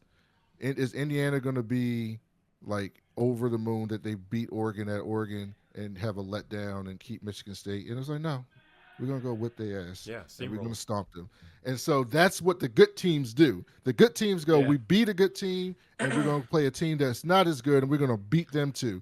And we're going to beat them how we're supposed to beat them. So if Vanderbilt were to beat Missouri, that tells me that they're legitimate. I like the tight end. What's his name? Towers? Eli Stowers. Beast. Stowers. Yeah. I like Eli Stowers a lot, right? Yeah. I like Eli Stowers a lot. He's they NFL got talent. another. Absolutely. NFL talent. Diego is, to me, 2025 Johnny Manziel. Yeah. That's 100%. We talked about it on the pod last week. That's exactly what we said. That's who he is to me. He's not an NFL talent, but he is a college beast. And he's one of those people that gets everybody up around him and that can will your way to win. And so if they go in there and they handle their business, because I've seen that their front can handle Missouri. If they can handle Alabama and they can handle LSU, they can handle Missouri. They should win this game. And if they win this game, they're for real. If they don't win this game, then they're Vanderbilt. They're having a good season for Vanderbilt. They're not someone I should be considering that can go to the SEC championship, which at this point, they have a chance to go to the SEC championship game. As crazy as that sounds. They got to win. They got to win this week. Yeah, it's What do y'all crazy think? because these teams match up. They're so similar, you know. They They're really so are. Like similar. both of them have a good rush defense. Both of them have a good rushing offense. They both got like guys in the trenches that can really impose their will. I do like Pavia as far as like the quarterback matchup goes, and I do like the way that he's leading his team. I 100% agree with Brandon though, as far as like how it's very difficult to after a big win do it again. I do think Missouri will win this game outright as well. But it's going to be a close one. I do expect some fireworks as well. I think, it should get close to that total point number, possibly over it. But yeah, I think it'll be a really good game. They're so similar, both of these teams. Damn, I'll just stir the pot and I'll say Vandy wins, and I'll say they cover as well. I think because Johnny Manziel, the way I remember the season playing out was that he elevated A&M as well, did he not? Yeah. Winning in Tuscaloosa, and even when Alabama came to visit, the final score of that game the next year was like 49-42. He's making them track meets, he's making them exciting. It was against the big names and against the smaller names, even in the the postseason. He wasn't. The bowl games, he wasn't great, especially when they were favored. I do see that. I do see this building out to be a trap game the way you just describe. But for fun, we'll take Vanderbilt -2.5 just to spice the pot a little. Okay. And they play next week, right? Who?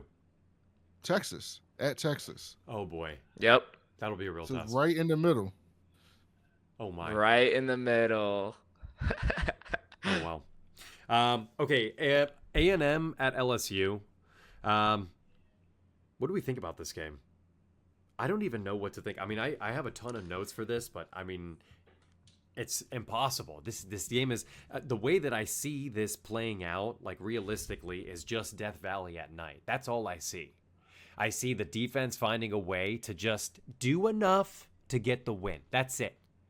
It could. I know that A&M is like lights out on their third down defense, and I know LSU's offense is like basically the biggest question mark in the country right now. Are they able to consistently perform? Their run game has come out in maybe 1 or 2 games so far. Yeah, A&M is really good. Historically, what they're doing on third down right now, I think, is like absurd. I will say that. Weirdly enough, if you get in the red zone against A&M, they have one of the worst red zone defenses, which is so interesting to have such an elite third down defense and such an awful red zone defense. I'm taking LSU outright here. I think I'm going to take them just because it's Death Valley at night. I think especially right now that people are starting to question Brian Kelly. I think a lot of the media is very negatively portrayed on him. That should give a little bit of angst and a little bit of pressure for him to get the win here. I do not like Brian Kelly as a head coach. I'm just going to put that out there, and I've made that apparent on this podcast. So I'm not necessarily backing LSU. I think I'm backing the talent, especially on defense here. I think they'll secure the win. They'll be able to do enough to make sure that Marcel Reed is under wraps. What do you guys think? Shaq once called Stan Van Gundy the master of panic. That's what he called him when he was in Miami before Pat Riley took over and then they won the championship in 2004 with Dwayne Wade. Because you can see it on his face. Stan, you can see it. You can just see it on his face. the panic. That's what I see in Brian Kelly. You can just see it right all over his face. You can just see him getting tight, just puckered up, just ooh. It's the moment, right? You can just see it, and then that spreads to his players. And also, I think Gus Meyer is extra mid because LSU's skill position talent is elite, out of this world. The wide receiver room is crazy.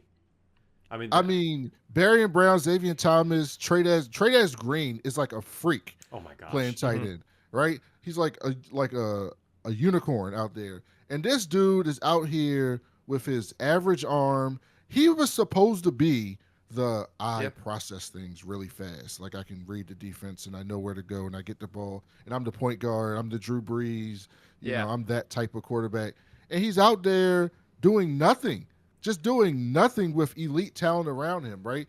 And I've seen Brian, as much as I call Brian Kelly a panicker, I've seen Brian Kelly have elite offenses with less talent than this. Like I've seen it at Cincinnati. I've seen it at Notre Dame. Like I've seen it. So I know he knows how to coach offense. So this is a panicking coach plus a mid quarterback. But it is Death Valley at night, and it is Texas A&M. That's what I'm saying. You guys are in the same boat. I know it. Marcel Reed is incredibly talented. Yes. And he's also kind of limited. I'm a Ravens fan. He is, to me, what people lied and said Lamar Jackson was, right? Lamar Jackson was always a pocket passer. His mama made him a pocket passer. His mama didn't want him to run. Like, he went to Louisville to play for Bobby Petrino, who ran a pro-style offense because he was a pocket passer. And then he went to the NFL, and Greg Roman changed the offense. He still won an MVP, but he was a runner. And then he got Todd Monken, and they're like, okay, we're going to let you pass. And then he throws 48 touchdowns and 3 picks, right? Because he's always been that guy. They so just good. Yeah. tell him that he's not that guy. Marcel Reed can throw the ball, but he's more of an athlete to me than a quarterback at this point. He might develop into that, but he's more of an athlete than a quarterback. And so sometimes when you go up against LSU, who, even though they're not playing like it, has a ton of athletes over there that can make you not look like the best athlete on the field, he's going to have to rely on Reuben Owens, who's really good, right? He's really good, but him and Moss, they kind of split carries. They're going to have that running game going to keep it there. I like Concepcion at NC State, right? I liked him a lot at NC State. When he transferred to A&M, I was like, okay, this is a good pickup for them. Early in the year, he was missing him. Like, he was wide open a lot early in the year. He's just missing him. And they started connecting a little bit more recently. So I'm going to, what's the spread on this? Texas A&M by what? It's 2.5. Are they favorite? No. Yeah, they're favored on the road. It's LSU It's 2.5 favorite. Yep. On the road. On the road. I mean, At LSU night. being a home dog. It's too easy. It is. I mean, Yeah, wouldn't you I guys don't know. both say that Brian Kelly's kind of like fighting for his job at this point too? That's, You know what that's I the mean? Like, position he's in, 100%. so LSU is a home dog. I like that. Yeah. I like LSU. yeah, You gotta. I'm feeling the same way. Yeah, I mean, it's one of those things where, like you were saying, Brandon, like Marcel Reed, I just don't know if he's going to be able to withstand that LSU defense. They just put a lot of really talented quarterbacks in really tough positions all year. Now Texas A&M's offense does look super elite, as does their defense. But I mean, we all agree here that, like, you know, LSU, as far as the talent and the athletes and the skill goes, they're right up there with them too. It's just, is Nuss gonna have a good or bad game? I think that's kind of what, is he gonna be on point? Is he gonna deliver the ball to his playmakers at the right times, and let them operate? And I think, yeah, in this case, for this game, yeah, I'm rocking with LSU. Fun fact about A&M, they're 122nd in the country in penalties per game, by the way. Fun fact. So put that into Death Valley at night, and we'll see what happens. Yeah. Okay, moving right along in the SEC. Ole Miss at Oklahoma. Oklahoma's 4.5-point favorites. Now, this is a noon game in Norman. I think Ole Miss... Let's talk about... Yeah, I mean, it's a good game. Okay, let's talk about what happened last week. Ole Miss basically was in the driver's seat for the first 3.5 quarters of that game in Athens. Yes. Right? Lane Kiffin doing everything he can to make sure that offense is getting points because Georgia is matching the points, you know. I think they're going to face a very different defense here in Norman. I think Ole Miss was able to do a lot. I think Lane Kiffin is a magician with what he's able to produce on offense sometimes. And, you know, with how Chambliss is turning out to be, he's obviously great at developing quarterbacks, putting them into his system. The high-tempo offense, I think, because they've relied on their tempo on offense, they're like bottom 20 in the country in time of possession. So the way I see this playing out is if Oklahoma can force them to third downs, they win the game. That's the way I see this playing out. The more third downs that Ole Miss faces, the more Oklahoma controls the kind of the pace of the game here. I see Oklahoma winning this game handily. I see it as a double-digit win, actually, especially with how good that defense is and Mateer getting healthier, obviously, every week. I know he has a freaking screw that goes through his forearm, so I'm sure it takes... Is he healthy? I don't know. That's exactly. I mean, you know, you don't necessarily. We learned last week he doesn't need to be. We learned he doesn't need to be. I mean, truly, that defense did more than enough. I mean, granted, South Carolina's not going crazy or anything, I think I don't know. I like Oklahoma here a lot. What do you guys think? Yeah, I'm feeling the same way. I think Lane Kiffin's gonna have to scheme his ass off for this game. We've all seen what Oklahoma's defense looks like. And Trinidad Chambliss is a great quarterback, but he still does, a lot of the times in previous games he showed signs of why he was a D2 quarterback, and that he's still kind of a tier behind a lot of the other guys in the conference. But Lane Kiffin has made him look better than a lot of other guys in the conference. I think that, the Florida noise is also loud as well, and I think that's kind of leaking into the locker room a bit. I'm sure Lane Kiffin's a bit distracted by that too. But, yeah, I do like Oklahoma for this matchup. I think it will be a close one too. But, yeah, I think Ole Miss is just they're just in a whole other place right now. I think they're still sick about the fact that they had the lead against Georgia and gave it away. But, yeah, I'm feeling Oklahoma as well. Talk to me, Brandon. What do you see?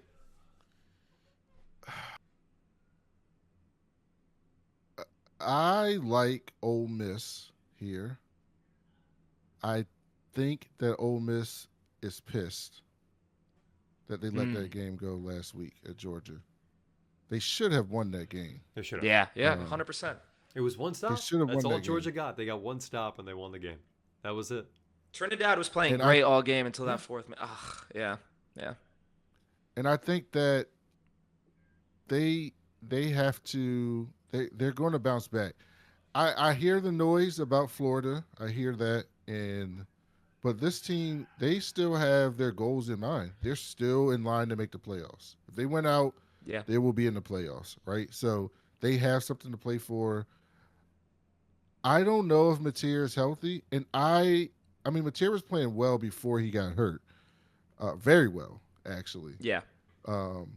But I'm still not sure how good he actually is. I like Ole Miss in this game. I like Ole Miss. I like their weapons. I like Chambliss. I think he's getting better as the games go on. I think him playing at Georgia last week in that environment, I mean, it's not going to be, oh, so he's going to Norman now? Okay, who cares? I just played at Georgia. Yeah. You know what I mean? So, like, that's not going to phase him going to Oklahoma. I like Ole Miss. I like Ole Miss in this game. I like the pick. I like the underdog pick. Okay, we're gonna these next three matchups. I kind of like have them as a speed round. I think some of them sound exciting. Arkansas has been kind of on a tear recently, and I'd say a tear, but that's because they're being, they're keeping these games a little bit close by creating track meets, essentially. Bobby Petrino back as the head at Arkansas, and they're looking for their first win. They're looking for their first win under new leadership. This is a huge mismatch, actually, for Arkansas on run defense. I think Auburn they've been an elite SEC defense, I would say, all season. They've held, they held Oklahoma to 16. They caused fits against A&M. They should have beat Georgia. They should have beat Georgia. Here's what worries me about Auburn, and this is why I can never put money on this team ever again. It's Jackson Arnold. I think Jackson Arnold I think the experiment was a complete failure. I think whatever they saw in Oklahoma that they said, hey, let's bring him to Auburn and we'll create an offense around this guy. I don't know who was delusional enough to see that, but it's clearly a failure. And I think Jackson Arnold, I said this on the show the other day, I think he's the worst quarterback in the SEC as far as efficiency and statistically he could be. I need to double check that. But anyway, I'm writing Arkansas for that reason, almost exclusively. What do you guys think?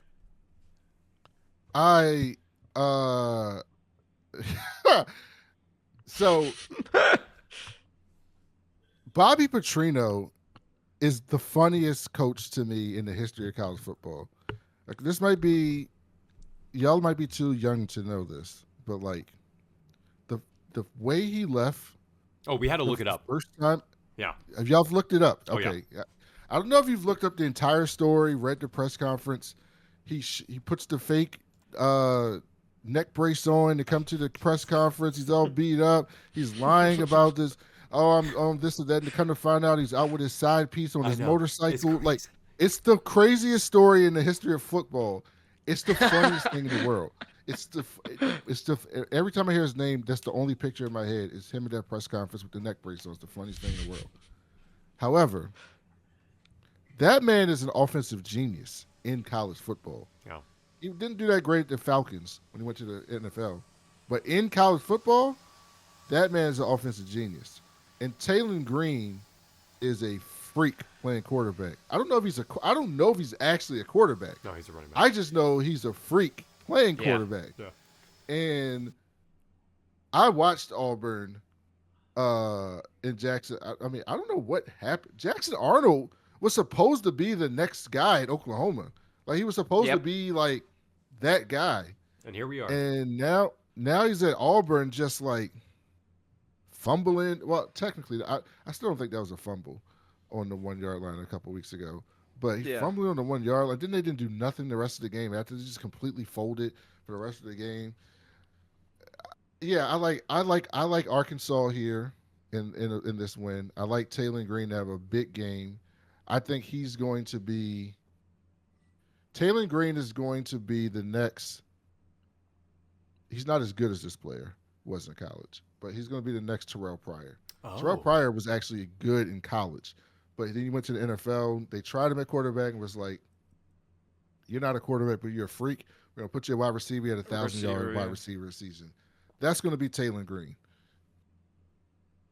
Yeah, I like that a lot. Taylor Green is so fun to watch, man. I mean, the Arkansas offense, the Bobby Petrino, the fact that he's back. I mean, I just love this team. Me and Alex always talk about how we want to see Arkansas be good again. You know what I mean? Everybody does. I feel like the history behind that program is just so dope. And even though Auburn's defense is really strong, they haven't played, I feel like they haven't played an offense that's, as high powered and as, fast paced, up tempo and putting points on the board as Arkansas does. And this Arkansas team is just kind of unpredictable still, they still have that kind of momentum of their interim coach is there and they have a lot of hype going on. I like Arkansas in this situation as well. Especially because Auburn's just been on the downtrend recently. Jackson Arnold just hasn't showed me anything that, puts any confidence in him or this team. I mean, the defense, like I said, the Auburn defense and the playmakers that they have are legit, but I just think Arkansas is just more cohesive, more in tune, and yeah. Yeah, I'm in the same boat. I'm glad that we're. Is that all right. three of us taking Arkansas? This is the first one Yeah. where we're all three on the same, right? Oh, maybe not. Okay. Okay, Texas at Mississippi State. Mississippi State is a 6.5-point underdog. I think Arch played this game last year, didn't he? When they came to town. Yeah, I was at that game. Oh, yeah. Okay, yeah. Oh, yeah. And I think he went off. This was like the game that people started they started selling like Arch to the fan I was one of them. base I was off one of the this game, right? one of the ones that was hyped. Yeah. 325 passing and 3 total touchdowns accounted for. Where's that Arch, by the way? Where is that Arch? I don't know what happened. I feel like we saw a couple of games. The 2 starts that I saw, I understand that Mississippi State was in shambles, worst team in the SEC last year. But I just feel like, I mean, even still, I look at the matchup between these two teams and on defense, they are outclassed in every way, shape, and form. The question is whether Arch is going to show up or not. That's what it's going to be. I think because he's historically played well against this team, I feel like he could show out again here. It is on the road. It's a little tougher. And is a better team. Blake Shapen's going to put up points, I'm assuming. Not that much, though. I mean, this defense is crazy good. Some of the statistics is like... Go ahead. What did Lee Corso used to say? Better than the experts think, or whatever. What he used to say, something like that, right? Mississippi State is a better team than people think. Yes. They are, but I don't care what Arch does. That Texas defense is the best defense in college football. I mean, it just is to me. It's the best defense in college football. Ohio State. And so Ohio State is – here's the thing, man. That Ohio State-Texas game, Arch was awful. Yeah. And they could have won the game. I know. We don't know. Yeah. And he was – and he when I say he was awful, he was missing open dudes. Yeah. Those dudes were getting open against Ohio State. He was just throwing it into the ground and throwing it over their head. Just terrible. That Texas defense have gotten very little help from their offense. And has dominated. Yeah. They've been on the field a lot this year and have dominated the game because their front four, I mean, front seven is great, but their front four just comes after you. They got waves. They got 2 waves of dudes. They probably have 4 pros, at least in their first 2 waves on the front four, coming after you. So like, I don't expect Arch to play that well because I think Arch is not folding, but I think Arch is struggling under the spotlight of being the preseason Heisman favorite, the nephew of the Mannings, blah blah blah. Everybody hyping him up. He's not handling that well, and I think that he's played better. Well, actually, last week against Kentucky, he wasn't that great at all. But the week before that, he played okay. I don't think he's going to score that much. They might score, 21 points, but I don't see this Mississippi State team scoring 17 points. I don't think they can. I don't see them getting to 17 at all. So I see Texas winning this game, but it's going to be a nasty game that you don't want to watch. Yeah. That's kind of been the I would theme. 100% agree. Yeah, it has been. I mean, like the Kentucky game was what? I think that went to overtime and ended 17-14, something like that. Even their game against Florida, it was a low-scoring game up until like near the end of like midway through the third, end of the third, something like that.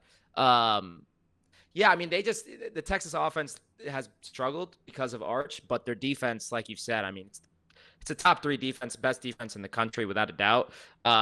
Mississippi State's offense has struggled a lot. I mean, I don't know if you guys remember that Texas A&M game, but it was neck and neck, like the whole first half. Yeah. Because of their defense. And they're playing in Mississippi State, so that also adds to it. I feel like the final score of this game is going to be like,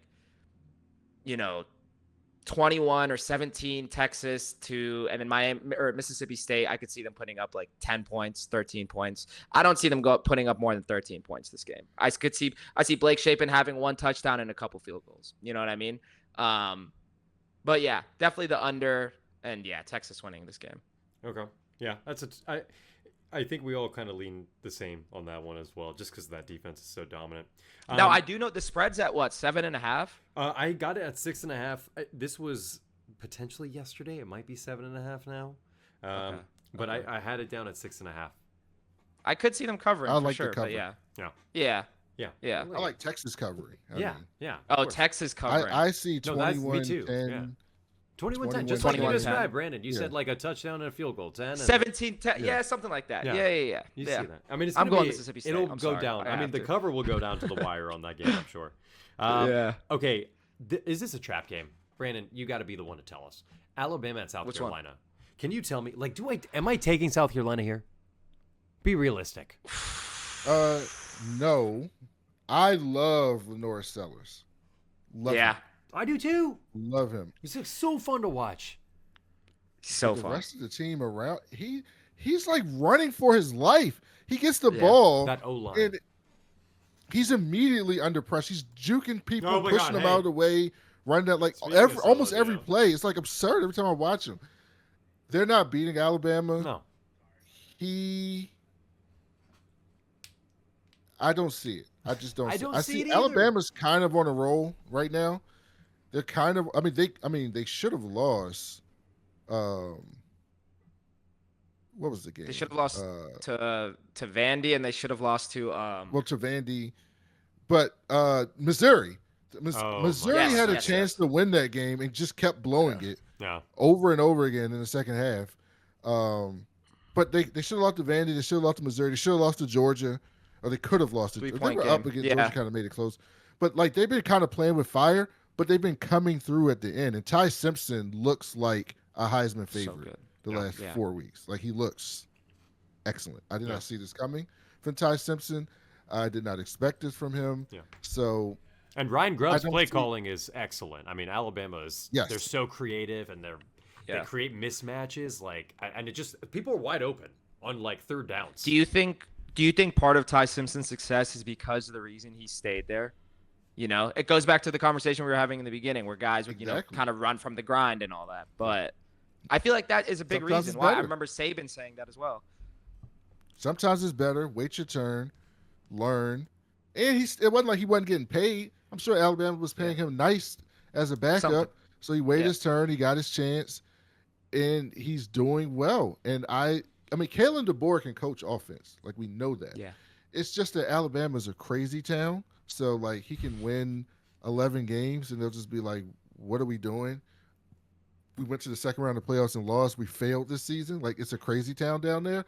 But like the idea that he's not a good coach is absurd. Now, this is a bit of an aside, but like Washington is a sneaky like could be like a dominant program because the interesting thing about Washington is it's the one of the few major college football programs that's actually in a real live city, right? It's like in a real live city that you can get to. It's in Seattle, beautiful campus, big population base, close enough to California that they can recruit those people.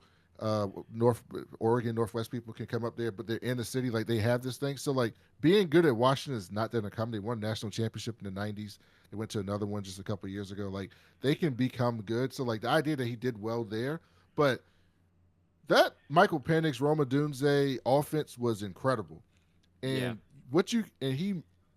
Penix was good at Indiana before Indiana got good, but like he took him to the next level. And what you've seen with Ty Simpson is, sorry, Alex, but it's what you did not see with James Franklin at Penn State. Is you take a guy, Ty Simpson, I think was the number one dual threat quarterback when he came out.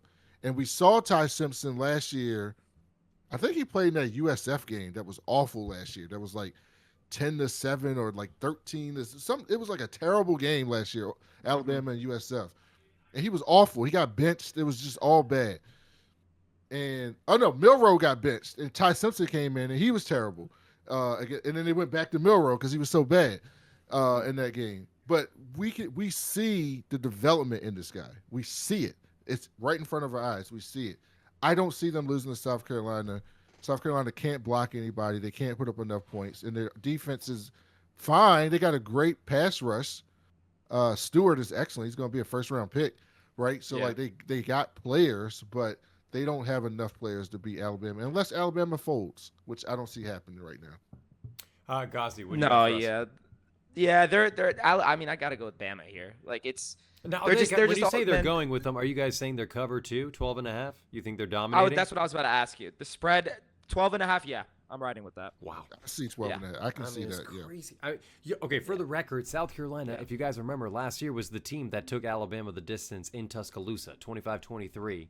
And they had an opportunity to win that game, for the record. I do know that Alabama also does struggle against mobile quarterbacks. We saw that with Diego Pavia. He had like 2 30-plus yard runs, I think, in that game. And they also sneakily have the 22nd ranked pass defense in the country. South Carolina does, which is so random. So I think like if there was an opportunity, maybe this is the one. Maybe this is the one. I don't know. South Carolina hasn't scored I more know. than 13 points in like a month, like in like 4 games. I know. Like they can't score. It's so bad. I don't know what's going on. I mean, they need I don't know. I couldn't tell you. It's going to be Lenore Sellers. If it happens, it's going to be through Lenore's. That's just what it's going to be. Who knows? Maybe it'll be an exciting game. Let's pray for an exciting game, guys. Come on. Let's play for an. Of course. We Who won doesn't 2 want an touchdown exciting game? wins by Alabama. Okay, let's do Big Ten real quick here. I got Illinois at Washington, the team you're just talking about. Look at that. They're favored at home, 4.5 points. You know, we saw Brandon sent me this video. Apparently, they have this tailgate that's like on the water right next to the stadium. The sailgate. And it's all these yachts and rich people, and they just are tailgating like, you know, right next to the stadium. It's so cool. So cool. Yeah. Okay, so as far as this game goes, though, I think, God, this game was really tough for me too. I think Illinois is kind of, for me, is a little bit fraudulent. I was never big on Brett Bielema. I think the program is making strides, at least for what Illinois is capable of. But I saw what happened against Indiana. I don't think they're at that level. They're not at that level that they're so elite that they're going to be able to go on the road and dominate, you know, the lower teams. I love how we're saying Washington is a lower team here. Yeah. Washington offense is crazy. This offense is Damon Williams. That's the quarterback's name. Yes. They're elite. And the one team that's been able to stifle them, actually, I don't want to say that because I know Maryland was able to keep them under wraps for like 3 quarters. Oh, don't bring up that game. I know. It's a rough one. It's a rough one. That was a rough one. But that one was a heartbreaker. I mean, really, like this offense runs through Damon Williams, and he runs it well. Yeah. I think their third down offense in particular, it's a top 25. And in particular, Illinois is an awful third down defense. They've been allowing a ton of yards recently. This is huge mismatches across the board. I love Washington at home here. I think the number's too low. I think 6.5 would have been more appropriate here. Yeah. Illinois are frauds. Go ahead. Yeah, man. they're just frauds. I'll just go quick. they are. Illinois are frauds. Yeah. They're not. They're not. They're not good. Their best win is they're Duke. fine. Yeah, really. Yeah, they're fine. fine. They're People fine. talked I about like them that. like they are sneaky Big Ten contenders. No, they're not. They weren't. Yeah. They had won 9 games last year. They played a soft schedule. They won 9 games. They brought back a bunch of players. They don't have really any elite talent that jumps off the screen. They got a good coach, but like Washington is talent. Like Damon Williams is incredibly talented. So good. They're at So home. good. They're going to win. I'll go quick on that one. Washington's wins and recovers. Coming off of a tough loss against Michigan too. I mean, Washington has competed in every single game they've been in. The fact that they came back against Maryland the way they did. I'm a Washington guy for sure. Let Jonah Coleman get the rock and let him roll. I like Washington. Easy peasy. For sure. Hey, real quick, let's touch on this Michigan State game. Oh my God. I'm only talking about this game because of the whole aspect of the rivalry. Does Michigan State have a chance here? No. I'm trying to convince myself to take Michigan Brandon, State. when you say no, what's the spread? The 14. spread's what? 14, 13 and a half? 14 two and a half? touchdowns. Still no touchdowns chance even. to cover, Brandon? I mean, anything can happen in a rivalry. Right? Exactly. That's my thing. And it's at prime time. Here's the thing, Brandon. I'm gonna ask you this. Yeah. Does Michigan have a problem with like this hardball? Like they keeping it like this offensive scheme? Like what are they doing? Like it's like they don't know how to throw the ball more than 10 yards down the field. Like they're incapable. They don't. Bryce Underwood is you watch him. I'm watching an incredible. Like you see the talent just like jumping off his body. Dude. And then insane. I watch their offense and it's constipated. They can't do anything. Well, some of them might. Yeah. And I think it has to be scheme. Like what is going on there? I think it is scheme. I think Sharon Moore, he's trying to emulate what Harbaugh did, but also add some sort of, let's unleash Underwood. And I think he's just trying to do too much at once because I think what Michigan used to do is they used to run the ball and allow that to open up their pass game so they could pass when they wanted to. But what Michigan's doing now is they're running the ball so much, forcing the run, that they pass the ball only when they need to, so that the defense, they're able to stop that. They're able to make those stops. And it puts Bryce Underwood in a tough position. He's a great talent. And like you're saying, like you could see it pop off the screen, but we still have to find a way to scheme things up for him because he is a freshman. That game against Washington, though, his first drive, I think he went like 8 for 8. He had a really good drive, led the team down the field, able to put points on the board. So hopefully, we can continue to activate that. I think that, you just got to find a way to get this guy more involved too, because, he's got legs too. I haven't seen him take off. I haven't seen anything like that. So hopefully, Justice Haynes is back. Hopefully Jordan Marshall is still is able to kill it just like he did last week. And, I do like that they're able to get Andrew Marsh going too. He's definitely going to be a weapon going forward. Michigan State had that 1 year with Mel Tucker a couple years back with Kenneth Walker where they were like really good. Yeah. And then, like we talked about earlier, Michigan State forgot who they were. And he also, I think didn't he have like some type of like controversy or something like that? Or they got him up out of there? Oh, yes.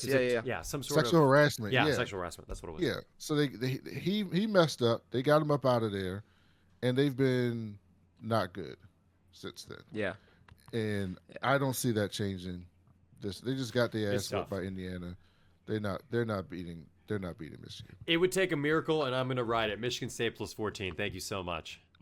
And James Franklin will be the coach of Michigan State next year. Oh, don't say it. I mean, I would feel bad for Michigan State. That's my prediction. I do like that Maryland one too, though. I like that. I'm between Maryland and Michigan State. Mark, what's his name? Mark D'Antonio? Is that the head coach that was there for like forever at Michigan State? And he had a couple of 10-win seasons. He went to the Big Ten championship. Michigan State's had success for sure. Yeah. Yeah. I mean, they have they could.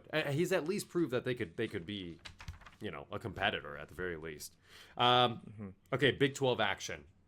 I got 2 games here that I wanted to highlight. There's a bunch. I know. BYU at Iowa State. This is an interesting game. So is it Bear Bachmeier? I always forget. His name is Bear, right? Yeah, that man wears number 47. I know. We talked about it. We found out apparently he's a running back, and he kept his number when he made the transition. Yeah, he kept his number. Good for him. Yeah. Good for him. It's cute. I think. Yeah, I think like I don't know. I just like Iowa State here. I think they've gone under the radar. I mean, I say under the radar. They started 5-0, and they're 0-2 since. They had 2 tough games on the road at Cincinnati. I think that's a tough game.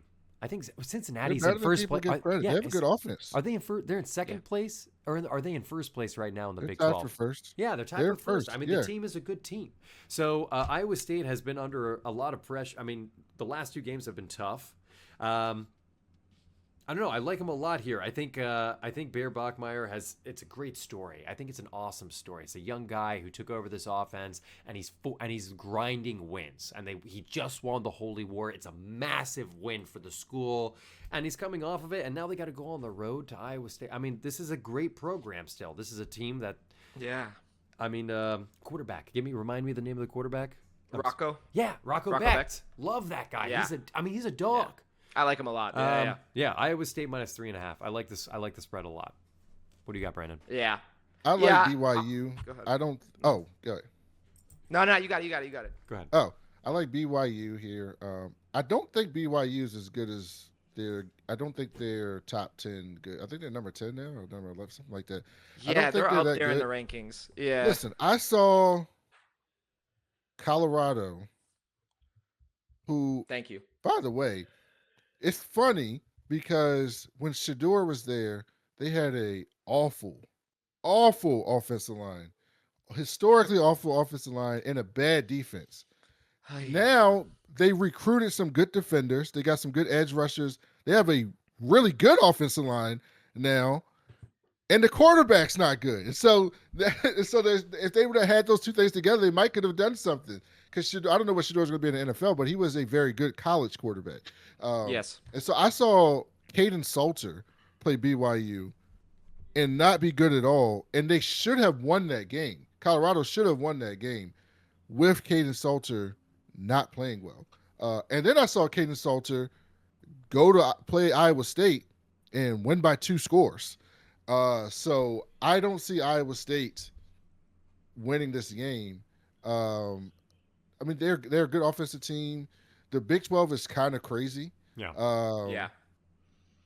I still think Arizona State's the best team in that conference, despite losing to Mississippi State earlier in the year on one of the flukiest plays I saw all year.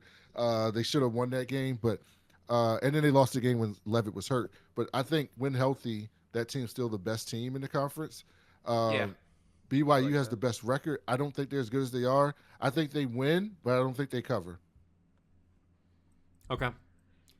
Yeah. No, that's a good take. Do we know what the spread is at, Alex? Did you mention it? 3.5. Iowa State's favored. Iowa State is favored. I thought you said BYU was favored by 3.5. No. Iowa State. Oh, no, I like BYU to win then. Outright. There you go. Done deal. Yeah. Yeah, the 3.5, BYU plus 3.5.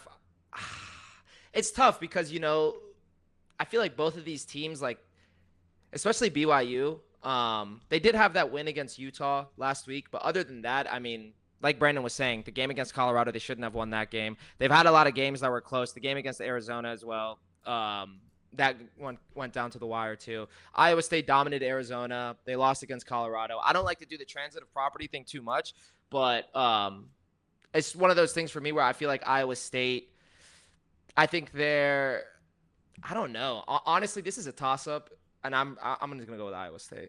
Let's go. Yeah, Huge. I like Rocco Beck. I'm a fan of Rocco Beck, so I'm gonna rock with him.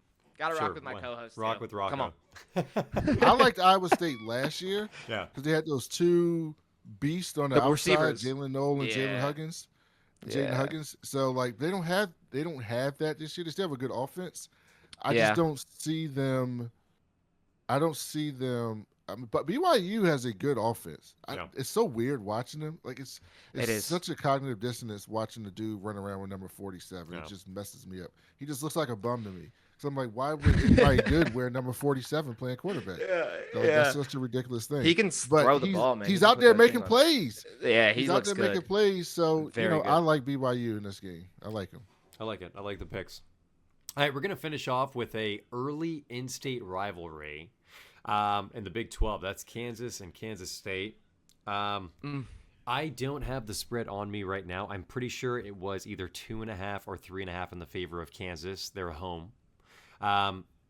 This game was, I think, like, as far as like two teams that are matched up real well, I think this is another great example. I think Kansas State's offense the past few weeks has kind of been clicking too. I think they can keep up with Jalen Daniels on the road. That's what I'm kind of banking on here. And I think because of the nature of the rivalry, I'm just going to take the dog naturally. That's just how I usually end up taking them on the rivalry. So I'll rock with K-State on the road in Kansas, and I probably won't watch the game because I'm going to be sweating the whole time if I do. Jalen Daniels is having a bit of a bounce back, right? Yeah. Last year was the first time in my life. Well, no, when Mark Mangini was there, they had a couple years, but like one of the first times in my life where there was actual expectations for Kansas going into the season, and they completely wet the bed. They had Devin Neal, who was excellent. They had two NFL corners. They had talent down there, and they completely wet the bed because Jalen Daniels had that good year the year before, and everybody was like, "Oh, this is a dark horse Heisman candidate. Like, you got to watch out for Kansas." And he was out there just like couldn't hit the side of a barn, just like terrible. And then this year, I think last time I saw it, he had something like 16 touchdowns and 2 picks or something like that. Like, he's out there like dealing this year. So like Kansas State. Avery Johnson has been kind of. Oh, God. I mean, He's he was such a supposed to bust. be good. He is He was supposed to be one of them ones. He's a bust. Just say it. Just say it. He's a bust. He did He was look supposed to good be for a good. brief period in that Baylor game, like in the first. I don't know, or was it it might have been the TCU or Baylor game, but yeah, no, he was supposed to be. Yeah, Dude, it's 2 years in a row now. We're talking about Avery Johnson. He was so primed. This offense was poised. He's the development, the experience. I mean, it's just. I mean, I will say the last few weeks they've looked a lot better. As far as their offense and looking cohesive and stuff. I mean, that's why I'm riding with them. I'm rooting for Kansas Okay. in this game. I like Kansas in this game. I like Jalen Daniels. I love watching him play. I would Yeah. never watch college Kansas football except I want to see him do something crazy. So I like Jalen Daniels. I like Kansas in this game. And I see that. What was the spread? I want to 2.5. Yeah, 2.5. I believe Kansas State was the dog. Yeah, Yeah. the plus 2.5. Kansas plus 2.5. I like Kansas to win and to cover barely. Kansas. I like something like 28-24. Okay. Kansas. I like that. Yeah. Yeah, I feel Kansas as well. I'm a big fan of Jalen Daniels. And for me, it's one of those things where these games are just the type of games, especially when it's like a rivalry where it's like I'm gonna bet on the best players, kind of. And I'm gonna ride with those guys. And I just like Jalen Daniels. I think he's much better than Avery Johnson. Their running game, the Kansas State's running game has come together these past couple weeks, but yeah, I'm rocking with Jalen Daniels. Come on. That's perfect. That's Come perfect. on. Now we're gonna watch these together, right? Yeah. Yeah, obviously. Okay, guys, that is all the picks we have for you. It's going to be a very exciting week of college football. Honestly, Brandon, I had so much fun. I think I was just telling you, Yeah. I really think we should have you back as like a semi-recurring guest. I feel like the knowledge in college football is absurd. So, Oh no, this was awesome. yeah, this is was what we so need. awesome. This is what we need. We need someone to teach us and tell us how stupid we are. You know what I mean? We're just two fans. No. That's what We're it just is. two fans. That's what we need. Yeah, Um, that's it. Brandon, anything? We're gonna plug everything. Don't worry. We're gonna link all of your podcasts and everything. Anything you want to plug before we let you go? No, man. If you're interested in listen to people talk about TV shows. Check out the We Was Watching podcast on anywhere you get a podcast, or watch us live. We stream live twice a week on YouTube, so like and subscribe to that, and let us know what you think. But no, I'm down. I love talking sports. I don't get to talk about it as much as I'd like, because I was telling Alex, I got pegged as the nerd TV show guy, even though I am a sports guy at heart and at my core. And every Saturday and Sunday at my house, I have like a little theater room, and every Saturday and Sunday I'm in there 6 hours, 7 hours, Catching up.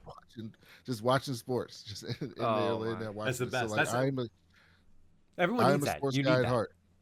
Yeah, Yeah. so I love it. So I'm down to come back anytime you have me. I look forward to talking about these things, and I really appreciate y'all having me. So thank you so much. It was a great time. Great time. Okay, Ghazi, any last notes before we let people go for week 9? No, I mean, shout out to Brandon again. Looking forward to these games, man. These are going to be some good games. Definitely got to have him on again. This was great. This was great, man. CFB. Thank you guys for tuning in. Until next time, have an amazing week 9.